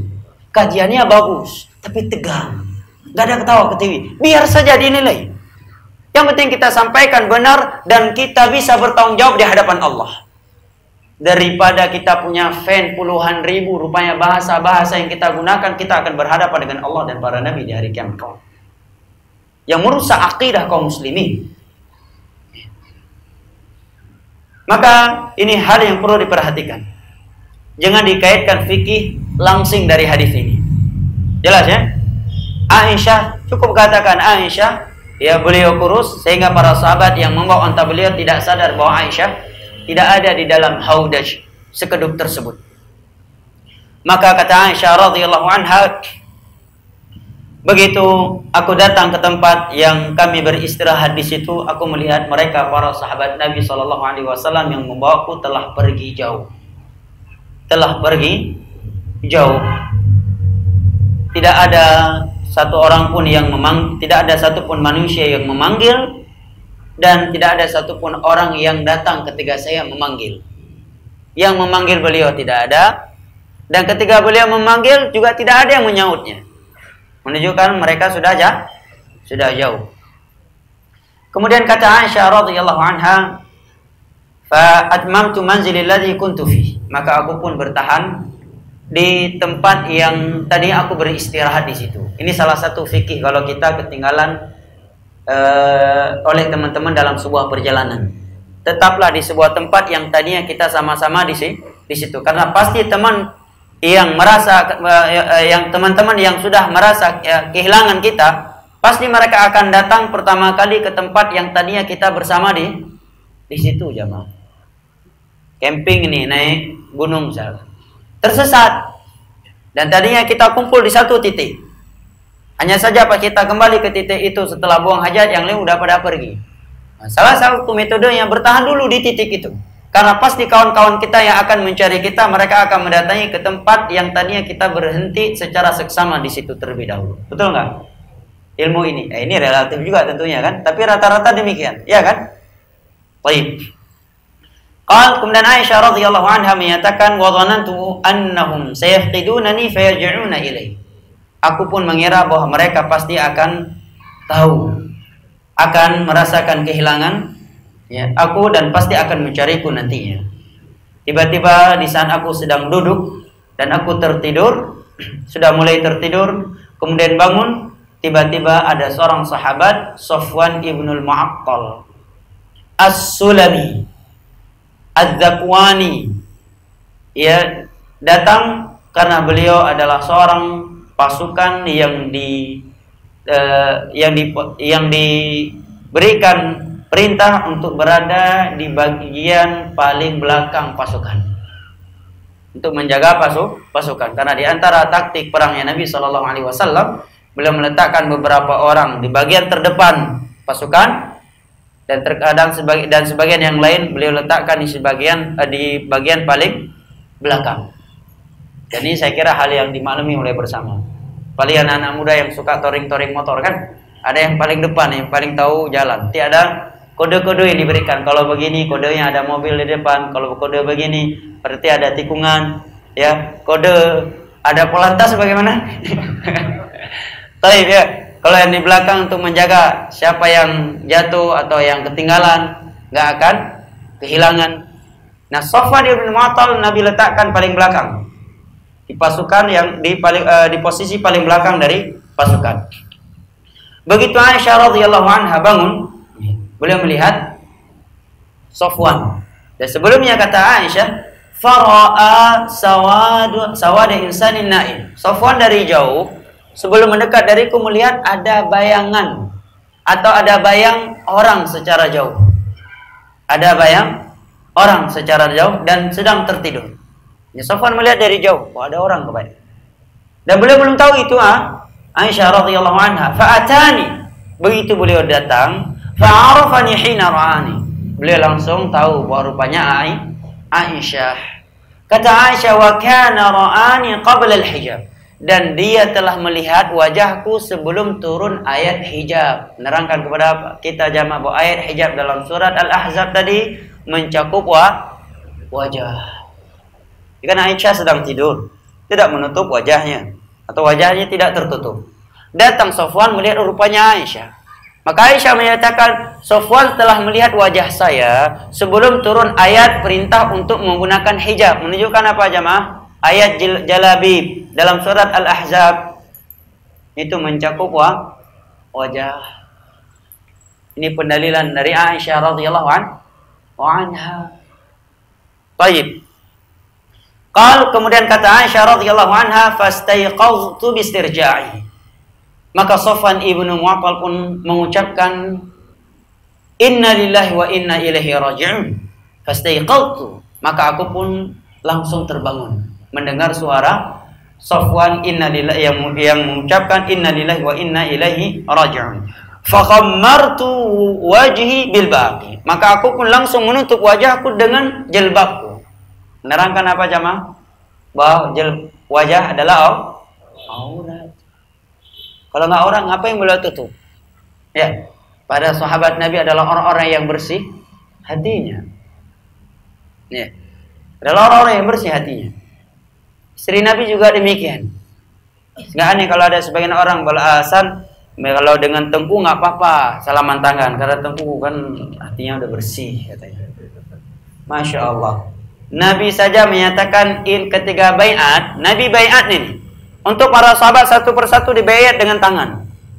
Kondisi membutuhkan, menuntut beliau untuk berjabat tangan, tapi begitu kaum wanita cukup dengan ucapan. Kemudian Nabi menyatakan, inilah usafihun nisa, saya tidak berjabat tangan dengan wanita yang bukan mahram. Nabi tidak mengapa. Oh, kalau berjabat tangan boleh, pakai lapik, pakai jilbabnya ya, jangan tersentuh tangannya, begini aja. Enggak, langsung Nabi bilang, saya tidak berjabat tangan. Pakai lapik, tidak pakai lapik dalam bahasa itu tetap masih dikatakan berjabat tangan. Sekarang saya berjabat tangan dengan antum, memakai sarung tangan, dengan tanpa memakai sarung tangan, disebut berjabat tangan ataukah enggak? Bukan. Tetap dinamakan berjabat tangan. Kedua, dengan kita tidak berjabat tangan itu lebih selamat karena keumuman larangan. Sedangkan kalau kita beralasan ini kan pakai lapik, timbul pertanyaan, siapa yang mengecualikan kalau pakai lapik boleh? Siapa yang mengecualikannya? Jelas ya, Ma? Sedangkan Nabi SAW bersabda, lan yut'ana ahadakum fi ra'si bimikhyatin min hadidin khairul lahu min an yamusa yadam ra'atin la tahillulah. Ditusuknya kepala kalian dengan jarum daripada besi dalam neraka Allah itu lebih baik daripada berjabat tangan dengan wanita yang bukan mahram. Kalau mau berjabat tangan dengan wanita yang bukan mahram, nasihat saya boleh, tapi ambil dulu satu paku, kemudian ambil palukan di kepala. Tahan, kalau tahan silahkan berjabat tangan. Kalau kira-kira tahan. Dan palunya dalam neraka Allah tidak sama dengan palu di dunia. Paku di dalam neraka Allah tidak sama dengan paku yang ada di dunia ini. Cuma usah nggak enak Ustaz, udah disodorkan tangannya. Ya udah, kalau kamu mau enak dalam neraka, ingin ditusuk dengan jarum daripada besi, sahabat jabat aja tangannya. Silakan pilih. Ya. Yang mana Nabi kasih pilihan kok. Yang mudorok juga kamu, Ustaz cuma memberi nasihat. Cuma menjelaskan hukum. Dan hukum Allah, hak paten Allah, nggak bisa kita ubah-ubah. Walaupun kita sendiri melanggar ataukah tidak, hukum Allah tetap harus kita sampaikan sebagaimana yang tergaris dalam Al-Quran dan hadis. Masalah manusia menerima atau tidaknya itu antara mereka dengan Allah Subhanahu wa Ta'ala. Jangan sampai karena kita belum mampu melakukannya, akhirnya kita jawab, akhirnya ngambang jawabannya. Ngambang. Akhirnya jamaah tafsir sendiri. Boleh kok. Karena bahasa Ustaz tadi ngambang. Dibiangin. Ya, dia berikan anginnya. Jamaah ya tafsir sendiri. Dari A sampai Z ditafsir. Ini perlu diperhatikan. Karena banyak orang yang dikatakan tengku, alim. Habis kajian, salam-salaman sama muridnya, sama ibu-ibunya. Mantap. Ya. Na'udzubillah min dzalik. Alasannya kalau dia kan udah alim, udah bersih hatinya. Mana lebih bersih hati orang ulama zaman sekarang dengan hati Nabi? Hah? Oh ini nenek-nenek udah tua, emangnya di zaman kita aja yang ada nenek-nenek, di masa Nabi semuanya gadis, nggak ada nenek-nenek. Di sana ada nenek-nenek, ada Ummu Aiman yang tua renta. Tapi Nabi tetap menyatakan, inilah usafihun nisa. Aku tidak berjabat tangan dengan wanita. Hana yang jauh, hai Rasulullah, lu nggak tuha aku. Wahai Rasulullah, saya udah tua, nggak ada tujuan untuk nikah lagi. Udah tua, saya udah menopos. Nggak ada. Dan Nabi nggak menyatakan, yang menopos boleh berjabat tangan. Yang menopos sini yang menopos. Apa di zaman sekarang? Walaupun udah nenek-nenek, udah menopos tetap modis. Sangat berbahaya. Iya kan? Karena ada orang nenek-nenek udah umurnya masih aja pakai makeup dari Korea Selatan. Ya. Lipstiknya tebal hampir semeter. Ya. Gimana enggak menimbulkan fitnah? Mengikuti perintah Rasulullah lebih selamat. Enggak salaman dosa enggak? Pasti enggak. Kalau berjabat tangan, mana lebih selamat? Udah pasti enggak lebih selamat, ya kan? Hana mangat. Gara-gara hana mangat murid ke tempat yang hana mangat neraka Allah. Cok dia mangat. Baik. Maka Aisyah radhiyallahu anha menyatakan, aku pun langsung terbangun ketika mendengar ucapan Safwan, inna lillahi wa inna ilaihi raji'un, dan kemudian aku langsung menutup wajahku. Wallahi ma kallamani kalimatan wala sami'tu minhu kalimatan ghairu istirja. Demi Allah, tidak ada satupun kalimat yang keluar dari mulut dia dan tidak ada satu kalimat pun yang saya dengar dari Safwan kecuali inna lillahi wa inna ilaihi raji'un. Ini membantah tuduhan orang-orang munafik yang menyatakan bahwa Safwan telah berzina dengan Aisyah. Ngomong aja enggak, apalagi zina.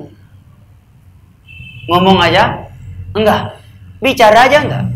Padahal hukum asal berbicara antara lawan jenis selama tidak membuka pintu fitnah boleh-boleh saja. Yang terlarang adalah jangan mengindah-indahkan suara. Wa qulna qawlan ma'rufa. Hendaknya kalian kalau bicara dengan suara yang biasa. Nah, jangan mengindah-indahkan suaranya. Fayatma alladhi fi qalbihi marad wa qulna qawlan ma'rufa. Jangan kalian indah-indahkan suara kalian kalau berbicara sehingga akan menimbulkan penyakit bagi orang-orang yang di hatinya sudah ada penyakit. Karena memang ada sebagian wanita begitu. Biasa saja suaranya, tapi di setting yang akhirnya ustadznya pun gemetar juga. Ya kan? Sebenarnya pembahasan pertanyaan ini biasa aja. Suaranya di setting macam di film Korea. Ada juga lebih kaku lagi. Dia ingin supaya nggak menjadi fitnah. Akhirnya suaranya kayak robot. Assalamualaikum Ustaz, ada pertanyaan begini. Jazakallah khairan. Nah, ini juga keterlaluan, nggak ada adab. Ya. Wa qulna qawlan ma'ruf. Intonasi yang biasa di tengah-tengah masyarakat. Ya.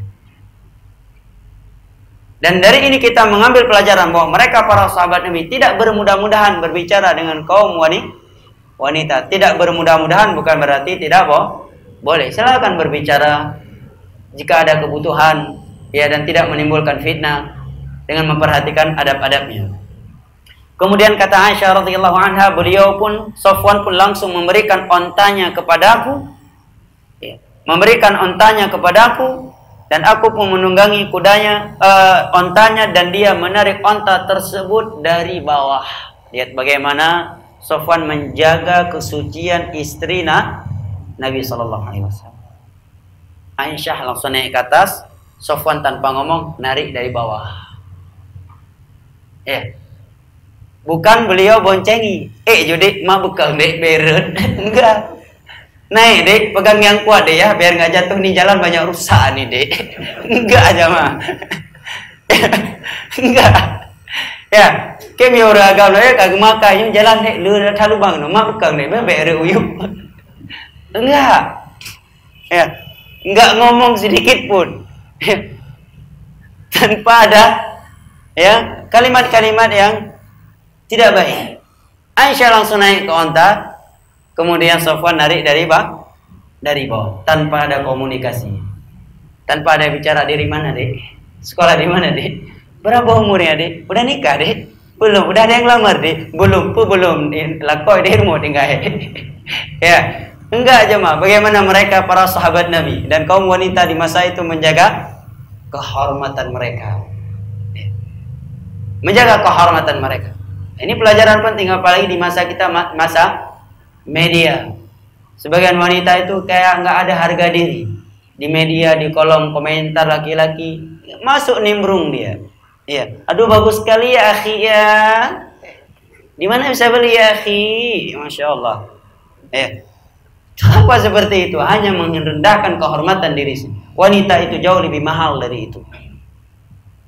Nabi telah menamakan wanita itu adalah wa khairu mata'iyah, perhiasan yang paling mahal, yang paling mulia di dunia ini adalah wanita solehah. Baik. Kemudian kata Aisyah radhiyallahu anha, begitu kami sampai di tengah-tengah pasukan yang bersama Nabi Sallallahu Alaihi Wasallam di pertengahan hari di waktu zuhur, maka mulailah tersebar berita yang tidak baik tentang kami, yang disebar oleh seorang munafik yang bernama Abdullah ibnu Ubay ibnu Salul. Mulailah tersebar berita bahwa Aisyah berzina dengan Sofwan. Secara korinah, indikasi bisa dijadikan sebagai bahan untuk menuduh. Kok bisa mereka berduaan? Kita udah jauh pergi, sekarang mereka tiba-tiba muncul berdua. Ini kita pergi tadi bersama jamaah. Ada misalkan tugas keluar daerah. Keluar daerah. Kan biasa di situ ada laki, ada perempuan, ya. Terkadang ya. Tiba-tiba ada dua orang tertinggal dan menjauh dari jamaah. Lama ditunggu, kita udah pergi, tiba-tiba mereka berdua muncul. Kira-kira di dalam kepala kita apa? Apa jamaah? Muncul dari tempat yang semak pula lagi. Ya? Tempat yang nggak ada orang. Apa pikirannya? Apa pikiran antum? Zina, jangan ya akhi, nggak boleh, husnuzan dulu. Siapa tahu kasusnya seperti Aisyah, kecuali memang nampak dari penampilannya. Ya. Nggak sama laki-laki aja, itu wanita emang jahat. Itu laki emang jahat. Ya, nggak mungkin kita berbaik sangka keluar dari kamar satu hotel berdua. Berbaik sangka aja, kayaknya mungkin kayak Sofwan sama Aisyah. Udah jelas satu kamar berdua, bukan suami istri. Walaupun kita nggak vonis zina, karena vonis zina membutuhkan 4 saksi. Yang keempat-empatnya melihat timba jatuh dalam sumur. Tapi paling tidak pintu zina udah terbuka, ya kan? Ya, pintu zina udah terbuka. Ya, ke angkasa sudah terbang. Ya. Taib. Tapi ini Sofwan, korinahnya menunjukkan mereka adalah orang-orang yang bersih. Sofwan berada di bawah. Aisyah di atas. Maka orang-orang munafik menjadikan ini sebagai kesempatan untuk merusak dan menghancurkan kehormatan Aisyah radhiyallahu anha. Dan tujuan utama mereka bukanlah Aisyah, tetapi untuk merusak nama baik Nabi, agar orang tidak lagi cinta kepada Nabi, sehingga tidak lagi mengikuti ajaran yang dibawa oleh Nabi kita sallallahu alaihi wasallam. Sampai-sampai kata Aisyah, faqadimna al-Madinah, begitu kami tiba di Madinah, saya sakit sebulan penuh. Sakit sebulan penuh dan saya tidak tahu rupanya masyarakat Madinah, di tengah-tengah masyarakat Madinah telah sedang heboh, sedang hot berita tentang saya dan Sofwan. Gimana sakitnya jamaah? Kita lagi di rumah sakit nih. Kita nggak tahu seluruh masyarakat sedang membicarakan kita. Hai, Aisyah jatuh berzina dengan Sofwan. Tersebar berita, masyarakat Madinah sedang membicarakan itu. Aisyah sebulan penuh sakit dalam rumahnya. Ujian luar biasa menimpa Aisyah, dan beliau masih muda jamaah. Nabi aja meninggal umur beliau baru 17 tahun. Ya, dan ini terjadi di perang Banil Mustalik ya, setelah perang Badar atau bahkan setelah perang Uhud. Ya, tahun kelima kalau saya nggak salah ingat. Tahun kelima. Nabi meninggal tahun ke-10 dan Aisyah berumur 17 tahun. Aisyah dipinang umur 6 tahun dan dibangun rumah tangga oleh Nabi bersamanya umur 9 tahun. Berarti kira-kira berapa umur Aisyah ketika kejadian? Kurang lebih 12 atau 13 tahun. Masih muda, ujian luar biasa menimpa Aisyah. Luar biasa jemaah, diuji oleh Allah. Mari kita simak lagi bagaimana ujian yang besar ini menimpa beliau.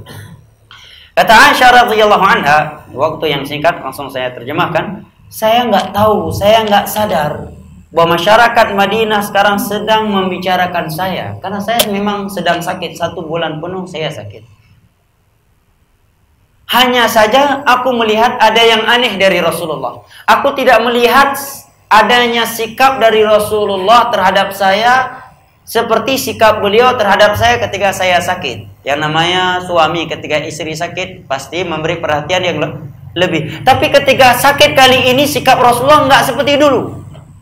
Kalau sebelumnya kalau saya sakit beliau memberikan perhatian yang lebih. Kali ini saya sakit tetapi tidak beliau perhatikan seperti biasanya.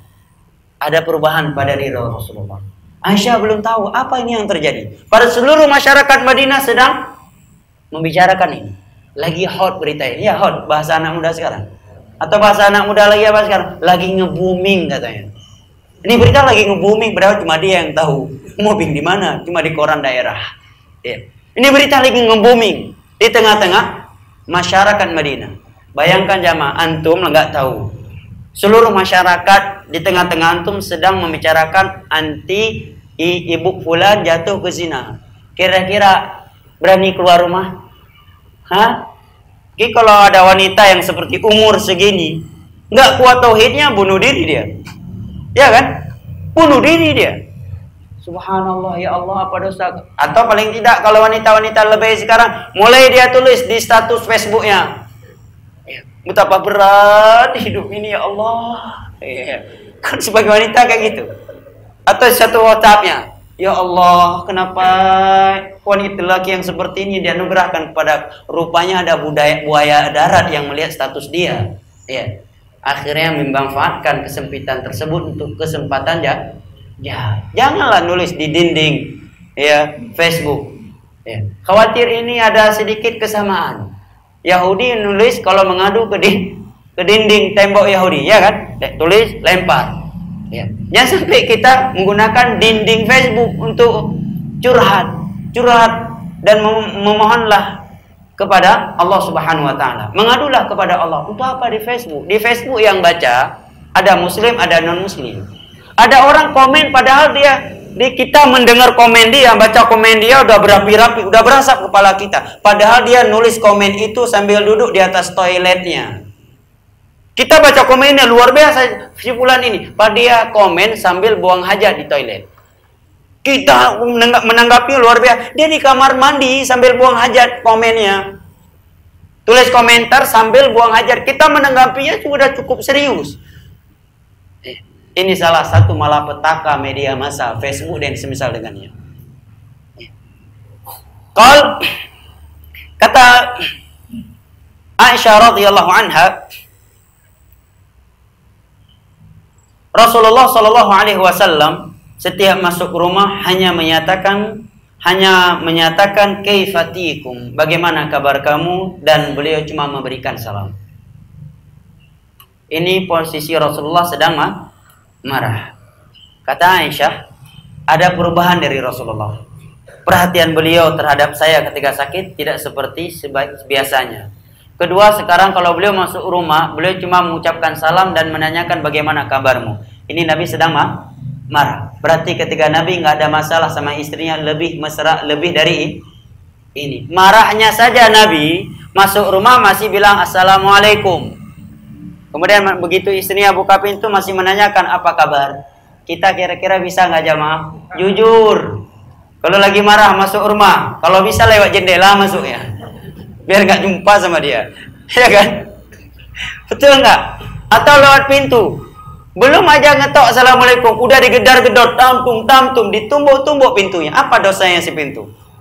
Kata pintu ini, kalau pintu bisa bicara mungkin bilang, kau yang bermasalah sama istri, aku yang jadi korban. Ya, ditendang-tendang pintunya. Para istri sedang di WC, ya. Istri sedang di kamar mandi, bukan karena telat membukanya. Dan buka pintu nggak ada cerita salam kalau lagi marah. Tapi lihat Nabi, ya, lagi ada masalah sama istrinya, pulang tetap assalamualaikum, bagaimana kabarmu istriku. Itu dalam kondisi marah, menunjukkan kalau Nabi nggak marah lebih dari itu. Sebagai contoh disebutkan dalam riwayat Abu Daud bahwa Nabi kalau keluar rumahnya untuk melakukan sholat, maka beliau mencium kening istrinya.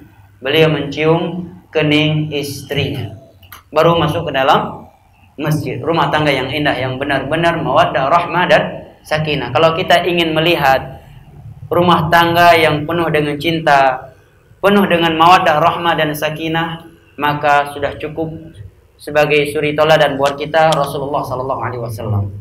Rumah tangga Nabi adalah sebaik-baik contoh buat kita. Nggak butuh kepada film sinetron Korea jamaah. Nggak perlu sinetron Indonesia. Itu bohong semuanya. Cukup kita mempelajari bagaimana rumah tangganya Rasulullah dan para sahabatnya. Jauh lebih hebat dan lebih sempurna daripada sinetron Korea. Baik. Kemudian Aisyah radhiyallahu anha menyatakan, setelah Nabi masuk menyampaikan salamnya, kemudian Nabi menanyakan bagaimana kabarmu. Setelah itu Nabi pergi. Maka mulailah aku berpraduga, kayaknya ada sesuatu yang terjadi. Ada perbedaan dan ada perubahan sikap dari Nabi SAW. Maka Aisyah radhiyallahu anha pun mulai mencari-cari kabarnya. Yang pada kesimpulannya, karena waktunya, sampailah berita kepada beliau bahwa di tengah-tengah masyarakat Madinah sedang tersebar berita bahwa Aisyah berzina dengan sahabat Safwan. Dan berita ini sampai kepada seluruh kalangan orang-orang tua, kalangan anak muda, kaum wanita, anak-anak kecil, sampai menjadi bahan bicara mereka. Berat nggak jamaah? Berat jamaah. Semua kalangan membicarakan berita tersebut, nge-booming di tengah-tengah mereka. Dan Aisyah umurnya masih muda jamaah. Beliau masih muda. Dan Nabi SAW belum mengambil keputusan dan belum menyatakan ini benar atau salah. Maka Aisyah radhiyallahu anha curhat kepada ibunda beliau. Maka ibunda Aisyah radhiyallahu anha menghibur Aisyah, menyatakan, wahai Aisyah, ini biasa buat seorang istri yang banyak madunya. Artinya bisa jadi ini berita yang diciptakan oleh madu. Ya, madu asli tentunya ya. Ya. Ini karena mungkin kamu banyak madu. Ya, biasalah adanya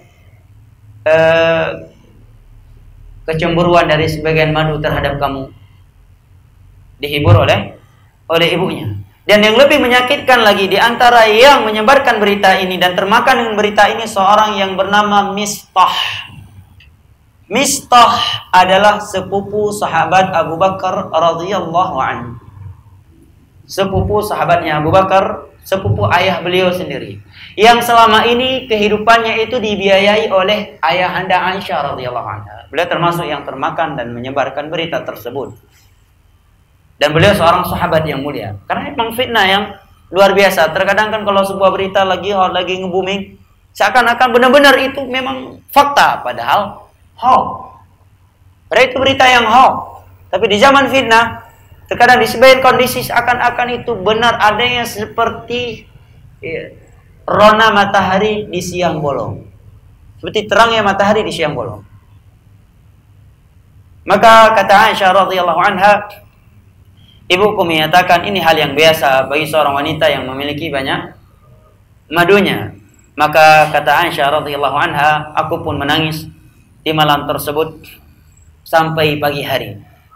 Kemudian Rasulullah sallallahu alaihi wasallam memanggil Ali bin Abi Thalib dan Usamah bin Zaid karena wahyu tidak turun. Tidak turun wahyu yang menjelaskan yang sebenarnya. Maka Nabi bermusyawarah dengan Ali bin Abi Thalib dan Usamah bin Zaid.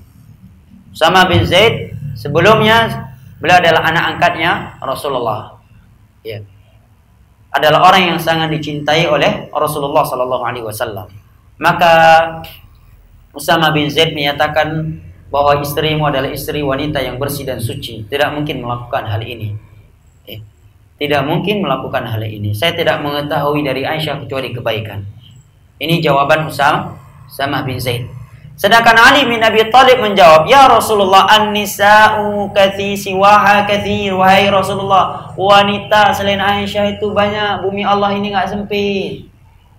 Namun perlu dipahami, di sini Ali bukan ingin menjelek-jelekkan Aisyah. Hendaknya digaris bawah. Tetapi Ali tidak mau melihat Rasulullah berlarut-larut dalam kesedihan ini. Artinya kalau memang harus dilepaskan Aisyah, maka masih banyak wanita lain. Karena memang hukum perpisahan dalam rumah tangga itu nggak selalu tercela. Makanya para ulama ketika membahas hukum talak dirinci oleh ulama. Kata para ulama, ya ada terkadang bisa wajib, terkadang hukumnya bisa sunnah, terkadang bisa makruh, terkadang bisa haram. Ya, terkadang bisa haram. Adapun hadis halal yang paling dimurkai oleh Allah adalah talak, itu hadis dhaif, bukan hadis yang sahih. Jelas ya, Ma? Karena memang ada terkadang dua pasangan suami istri nggak mungkin mereka meneruskan rumah tangga mereka. Yang ada hanya kehancuran. Yang ada tiap hari, tiap malam pertengkaran, pemukulan, intimidasi dan seterusnya. Dengan mereka berpisah, yang ini bisa bahagia dengan yang lainnya, atau yang satu lagi ini juga bisa bahagia dengan yang lainnya. Dan dari sini saya ingin mengingatkan diri saya pribadi dan segenap jamaah, kita nggak usah terlalu ikut membicarakan secara dalam tentang kasus perceraian orang. Karena yang namanya kasus cerai itu masalah pribadi orang. Nggak perlu kita bahas siapa yang salah, kenapa ya kok bisa cerai, ada apa manfaatnya.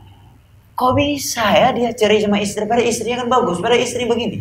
Kok bisa ya dia cerai sama suami, pada suaminya begini.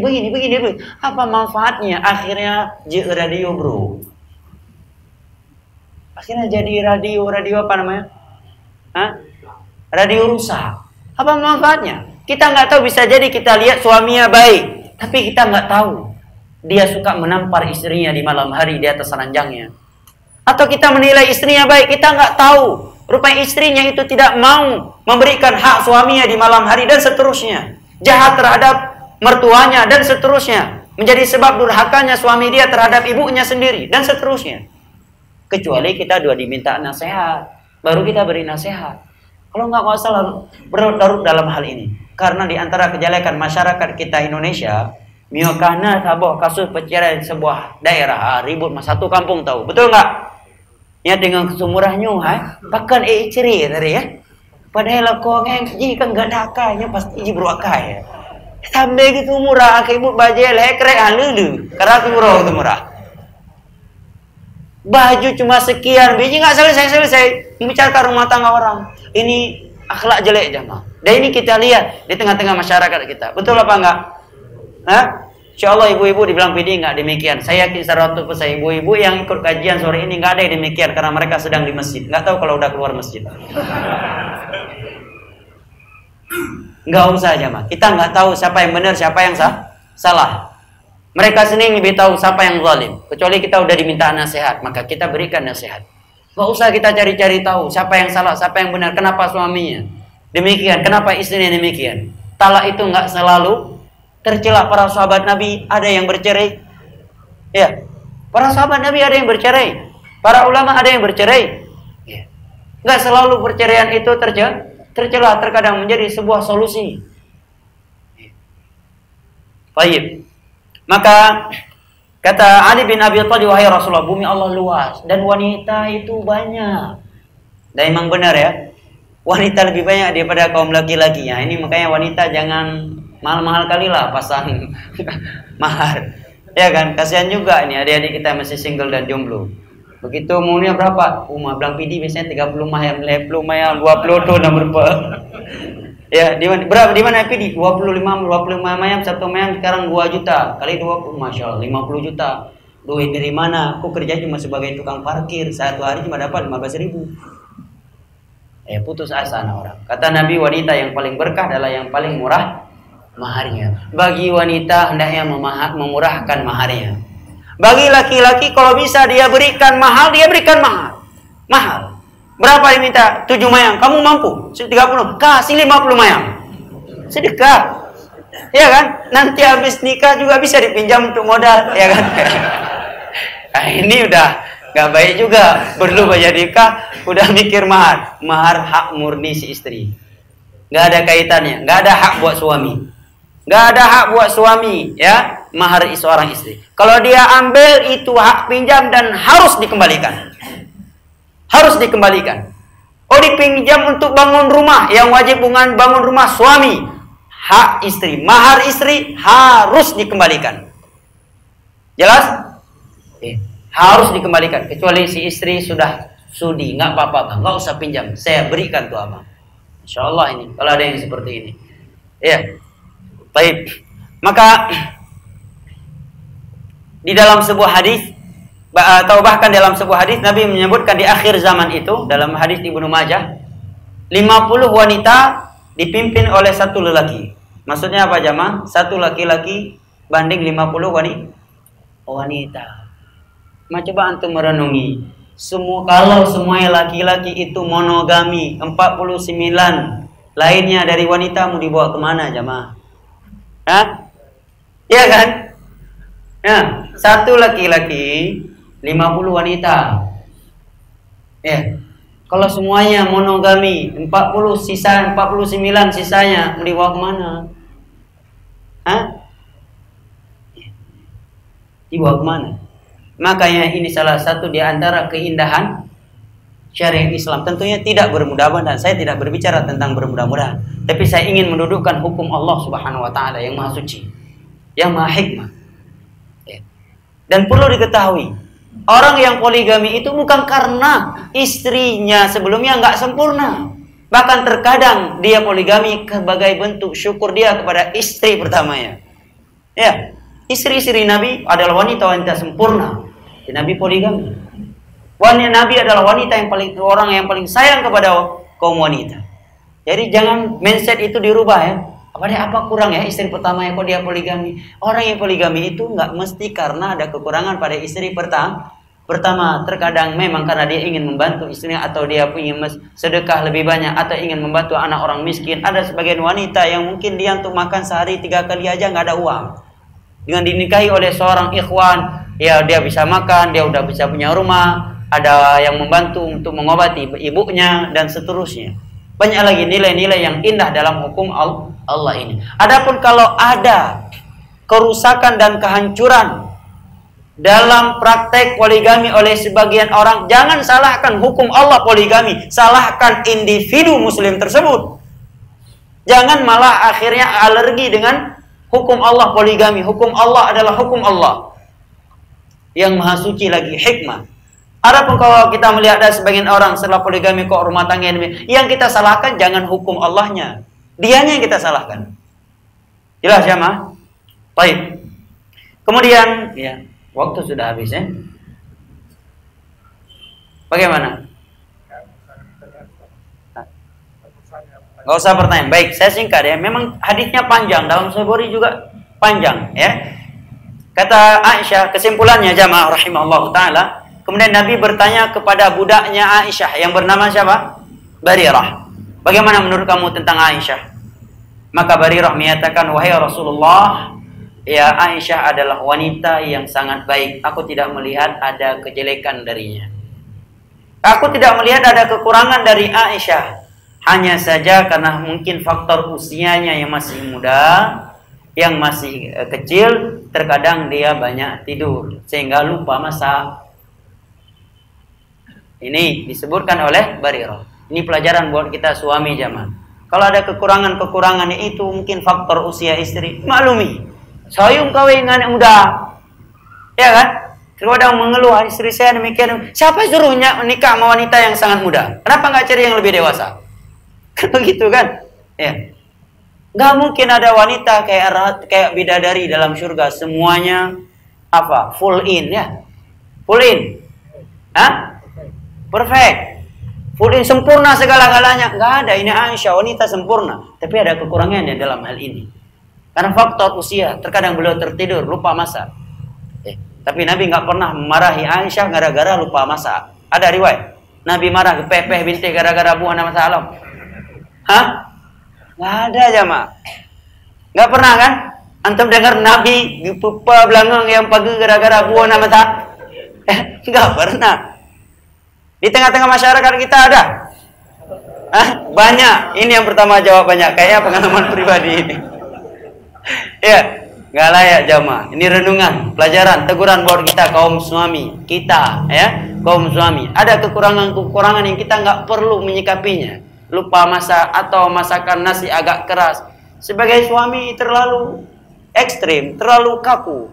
Gara-gara sebiji nasi aja yang terinjak oleh dia dalam rumah, ya langsung dia caci maki istrinya. Pada si istri ngurusin anak sekian, masak lagi, mandili, ngurus baju dia, ya cuci baju dia, menyiapkan ini, menyiapkan itu, dan maunya istrinya itu selalu seperti bidadari, be nasagai na be bawang.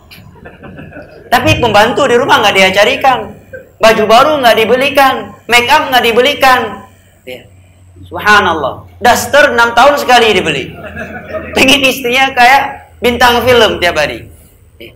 Ada hal-hal yang kita hendaknya memaklumi. Seperti di sini Nabi SAW memaklumi kekurangan dari sisi ini. Baik. Kemudian kata Aisyah radhiyallahu anha, kemudian Rasulullah SAW berdiri dan fasta'adzar min Abdullah ibnu Ubay ibnu Salul. Kemudian Nabi SAW menegur Abdullah ibnu Ubay ibnu Salul yang telah menyebarkan berita ini. Kemudian Nabi khutbah Jumat. Mohon maaf, Nabi naik mimbar dan khutbah. Tidak disebutkan khutbah Jumat. Kemudian beliau mengatakan, wahai sekalian kaum muslimin, sesungguhnya ada seseorang yang telah menyakitiku. Dia menjelekkan nama baik istriku, keluargaku. Kira-kira apa yang harus aku lakukan terhadap orang ini? Apakah kalau saya melakukan suatu, mengambil sikap tegas terhadap orang ini, kalian akan memaklumiku? Demi Allah, aku melihat keluargaku penuh dengan kebaikan. Aku tidak melihat kecuali kebaikan pada keluargaku. Kemudian, walaqad dzakaru rajulan ma 'alimtu 'alaihi illa khaira. Mereka menuduh istriku berzina dengan seorang lelaki yang saya tahu itu adalah lelaki yang sangat baik, yaitu siapa? Safwan. Karena Safwan salah satu sahabat yang pernah ikut perang Badar. Orang-orang yang pernah ikut perang Badar bersama Nabi, mereka punya nilai plus di sisi Allah Subhanahu wa taala. Para sahabat yang ikut perang Badar. Dan dia tidak pernah masuk ke rumahku kecuali bersamaku. Mungkin kalau dia sering main ke rumah Rasulullah tanpa ada Nabi di rumah, ya mungkin adalah sisi-sisi sangkaan buruk terhadap dia. Ini nggak pernah masuk ke rumah Nabi kecuali bersama Nabi. Dan dia orang yang baik kata Nabi. Maka sebagian sahabat menyatakan, wahai Rasulullah, siapa dia? Sa'ad bin Mu'adz menyatakan, siapa dia wahai Rasulullah? Kalau dia dari kabilah Aus, saya penggal lehernya. Akhirnya para sahabat yang dari kabilah Aus marah, menyatakan bahwa kalau kamu berani membunuhnya, aku akan membunuh. Terjadi pertengkaran karena ghirahnya mereka para sahabat Nabi. Maka hampir terjadi pertengkaran yang luar biasa dan Nabi SAW sedang berdiri di atas mimbar. Para sahabat ribut karena sebagiannya menyatakan, wahai Rasulullah, kalau dia dari kabilah Khazraj ini, saya penggal leher dia. Akhirnya orang Khazraj marah terhadap yang mengucapkan ini. Maka terjadilah keributan yang luar biasa dan mereka hampir perang dan saling membunuh di dalam masjid dan Nabi masih di atas mimbar. Maka Nabi SAW pun berusaha untuk mendiamkan dan mendamaikan mereka sampai mereka damai dan tenang. Maka kata Aisyah radhiyallahu anha, Aku pun menangis di hari tersebut, ya. Dan aku tidak memakai celak ketika tidur. Ya, menunjukkan bahwa antara kebiasaan wanita di masa itu mereka bercelak sebelum tidur, dan celak salah satu obat mata. Dan di sampingku ada dua orang tuaku, ibu dan bapak beliau, ya. Dan aku menangis yang luar biasa sampai-sampai aku mengkhawatirkan usus-ususku atau isi perutku akan sakit karena saking lamanya dan seringnya aku menangis. Maka kata beliau, ada seorang wanita dari kalangan Ansor masuk ke rumahku dan ikut menangis bersamaku. Ya, ini menghibur Aisyah, ikut menangis bersama. Ya. Kemudian kata Aisyah radhiyallahu anha, 1 bulan penuh tidak ada ayat Al-Quran yang turun membersihkan namaku, kata Aisyah. Bayangkan jemaah, 1 bulan penuh diuji Aisyah. 1 bulan penuh berita hot di Madinah, Aisyah berzina dengan Safwan, nggak ada ayat Al-Quran yang turun membela Aisyah. Ujian yang luar biasa. Sampai-sampai Aisyah radhiyallahu anha menceritakan, maka Rasulullah sallallahu alaihi wasallam berkata kepada Aisyah, kita ringkas karena waktu sudah habis. Nabi berkata, wahai Aisyah, kalau kamu memang benar-benar telah berzina, mengakulah dan bertobatlah kepada Allah. Niscaya Allah akan menerima taubatnya. Tapi kalau kamu tidak melakukannya, maka Allah pasti akan membersihkan namamu. Kira-kira ucapan yang seperti ini membuat orang sedih nggak? Semakin sedih, kata Aisyah. Kata Aisyah, semakin sedih. Menunjukkan Rasulullah belum bisa memastikan ini benar atau tidak. Karena Nabi menyatakan kalau berzina, ya bertobatlah kepada Allah. Kamu menunjuk kita semakin ini. Berarti ini ada yang menyangka saya benar-benar berzina. Kemudian Nabi menyatakan ucapan berikutnya, kalau kamu memang tidak melakukan, Allah akan membersihkan namamu. Maka Aisyah menjawab, tidaklah aku menjawab kecuali seperti ucapan Yakub alaihi salam kepada anak-anaknya yang masih bohong kepada Yakub bahwa Nabi Yusuf telah diterkam oleh serigala, padahal mereka yang membuangnya ke dalam sumur di dalam satu hutan. Apa ucapan Nabi Yakub? Wallahul musta'an ala ma tasifun, atau innama ashku bathi wa husni ilallah, hanya kepada Allah lah aku mengadu. Ya. Aku mengadu dan aku bersedih. Ini pelajaran penting jemaah. Yang dikit-dikit ada masalah tulis status di Facebook. Ya Allah, betapa beratnya menjalani kehidupan ini. Ya Allah, anugerahkan lelaki lain kepada saya setelah dia pergi, sekian lama saya bersabar dengannya ya Allah. Sebagian wanita kan begitu. Sedikit ada masalah rumah tangga, langsung di dinding Facebook, langsung di dinding WhatsApp. Begitu juga kaum lelaki. Sebagai laki-laki pun nggak kalah lebihnya kayak wanita. Ya. Masalah dikit makawannya tulis di profil WhatsApp dan seterusnya. Ya akhi, innama ashku bathi wa husni ilallah. Adukan kepada Allah, mengeluhlah kepada Allah, mintalah kepada Allah. Sampai turun ayat, ya, 10 ayat dalam surat An-Nur membersihkan dan membela Aisyah radhiyallahu anha. Barulah Aisyah tenang dan berbahagia. Namun di sini ada kisah, ada sebuah kejadian yang sangat bagus, memberi pelajaran ikhlas yang sangat luar biasa kepada kita. Abu Bakar begitu turun 10 ayat dalam surat An-Nur membersihkan nama Aisyah, beliau marah besar kepada sepupunya. Siapa? Mistah, yang ikut menyebarkan berita tersebut di kota Madinah, yang mana dia sendiri adalah sepupu Abu Bakar dan kehidupan dia selama ini dibiayai oleh Abu Bakar. Maka Abu Bakar bersumpah, demi Allah, mulai hari ini kah Mistah ana berlih. Ya bahasa aja lagi nanti. Ana bantuan le kekah. Demi Allah, enggak ada lagi bantuan untuk Mistah mulai hari ini, karena Abu Bakar orang kaya. Maka turun firman Allah menegur Abu Bakar. Allah berfirman, "Wala ya'tali ulul fadli minkum wasa'ati ay yu'tu ulil qurba wal masakin wala ya'tali ulul fadli wasa'ati minkum ay yu'tu ulil qurba wal masakin ala yuhibbuna ay yaghfirallahu lakum ala tuhibbuna ay yaghfirallahu lakum wallahu ghafurur rahim." Jangan sampai orang yang kaya di antara kalian bersumpah enggak mau lagi membantu kerabat kerabatnya, dan orang-orang miskin. Tidakkah kalian membutuhkan cinta kepada ampunan Allah? Allah Maha Pengampun lagi Maha Pengasih. Ayat ini tidak menyebut nama Abu Bakar, ya kan? Tapi Abu Bakar merasa beliau yang ditegur, menunjukkan bersihnya hati mereka para sahabat. Tengok dengar ceramah, nah ayat tentang syirik, bid'ah, bahayanya ujub, bahayanya hasad, bahayanya ini hati yang hijih yang kena. Fulan ini kena. Fulan. Lah 1 jam duduk di majelis enggak ada satupun ayat yang menampar kita. Semuanya untuk orang lain jamaah. Saya kan panitia, bukan saya itu yang kena, itu tuh yang baru-baru tuh. Atau ini yang tadi pagi ini. Lihat tuh, dengar tuh ayat tuh. Macam nggak pernah aja buat kayak gitu. Ya. Macam udah bersih aja kita ini. Dan ini Abu Bakar, ayat ini nggak menyebutkan nama Abu Bakar. Tapi beliau tertegur, maka beliau pun kembali bersumpah, demi Allah, aku butuh ampunan Allah. Maka beliau kembali memperhatikan dan berinfak untuk Mistah, menunjukkan ikhlas Abu Bakar yang luar biasa. Kalau kita nggak punya ikhlas, sulit jamaah mau membantu lagi orang yang sudah berbuat khilaf terhadap kita. Dia kita biayain, kita selalu traktir, nggak usah kita biayain kehidupannya lah. Tiap pagi ngopi kita yang bayarin. Tiba-tiba berkhianat sama kita. Gimana antum? Setelah berkhianat kita marah, kemudian besoknya datang mau pinjam utang, mau antum kasih?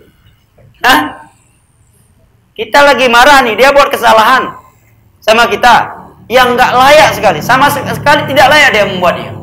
Tiba-tiba datang pinjam utang, mau antum kasih? Kalau nggak ikhlas nggak ada cerita jamaah. Empat pintu berak, gede yang berak juga. Ya kan? Kalau kita nggak ikhlas, lihat di sini buah dari keikhlasan. Beliau tetap berinfak karena yang diharapkan oleh Abu Bakar apa jamaah? Pahala dari Allah, bukan pujian dari Mistah. Ikhlas adalah sebab besar seorang istiqamah di atas agama Allah. Lemahnya ikhlas atau tidak adanya keikhlasan membuat seorang itu cepat meninggalkan jalan kebaikan. Ada sebagian orang nggak datang lagi ke masjid, tidak lagi datang lagi pengajian hanya karena ketersinggungan dengan kawannya. Bahkan sebagian orang nggak sholat jamaah lagi di semua masjid gara-gara pas rapat pendapatnya nggak didengar. Urusan pendapat drone aneh dengar ngetolak jamaah limote. Kaitan apa? Ya kan? Tiap malam Jumat setiap ada kajian saya nyediakan makanan, saya nyediakan minuman. Tapi begitu ada rapat saya kasih pendapat, saya nggak didengar. Udahlah saya nggak mau infak lagi. Berarti itu apa? Nggak ikhlas. Kalau kita ikhlas, kenapa emangnya? Mau didengar, mau dibalas dengan cacian, mau dibalas dengan kebaikan, tidak ada urusannya. Yang kita inginkan adalah pahala dari Allah Subhanahu wa taala. Lihat di sini Abu Bakar radhiyallahu anhu. Dan tentunya banyak lagi pelajaran-pelajaran lain yang dapat kita petik dari kisah di atas. Di antaranya pentingnya kita meng-cross check sebuah berita yang sedang nge-booming ya. Apalagi ini udah mau 2019, mau pilpres nih. Ya, nggak usah ikut-ikutan lah dengan berita-berita yang berkaitan dengan politik. Apalagi orang udah ngaji sunnah. Ini udah ngaji sunnah bicaranya politik 2019, utang aja belum bayar. Bicara hutang negara udah sekian, utang ente banyak belum ente bayar. Itu dulu yang ente pikir. Ya, ente nggak ditanya dalam ukuran berapa utang pemerintah Indonesia tahun 2000 sekian dipimpin oleh sekilan, nggak ada. Yang ditanya utang ente sama Allah. Itu dulu yang dipikirkan. Ya, banyak berita-berita hoax yang terkadang menjatuhkan kredibilitas seorang presiden, seorang pemimpin dan seterusnya. Perlu di cross check.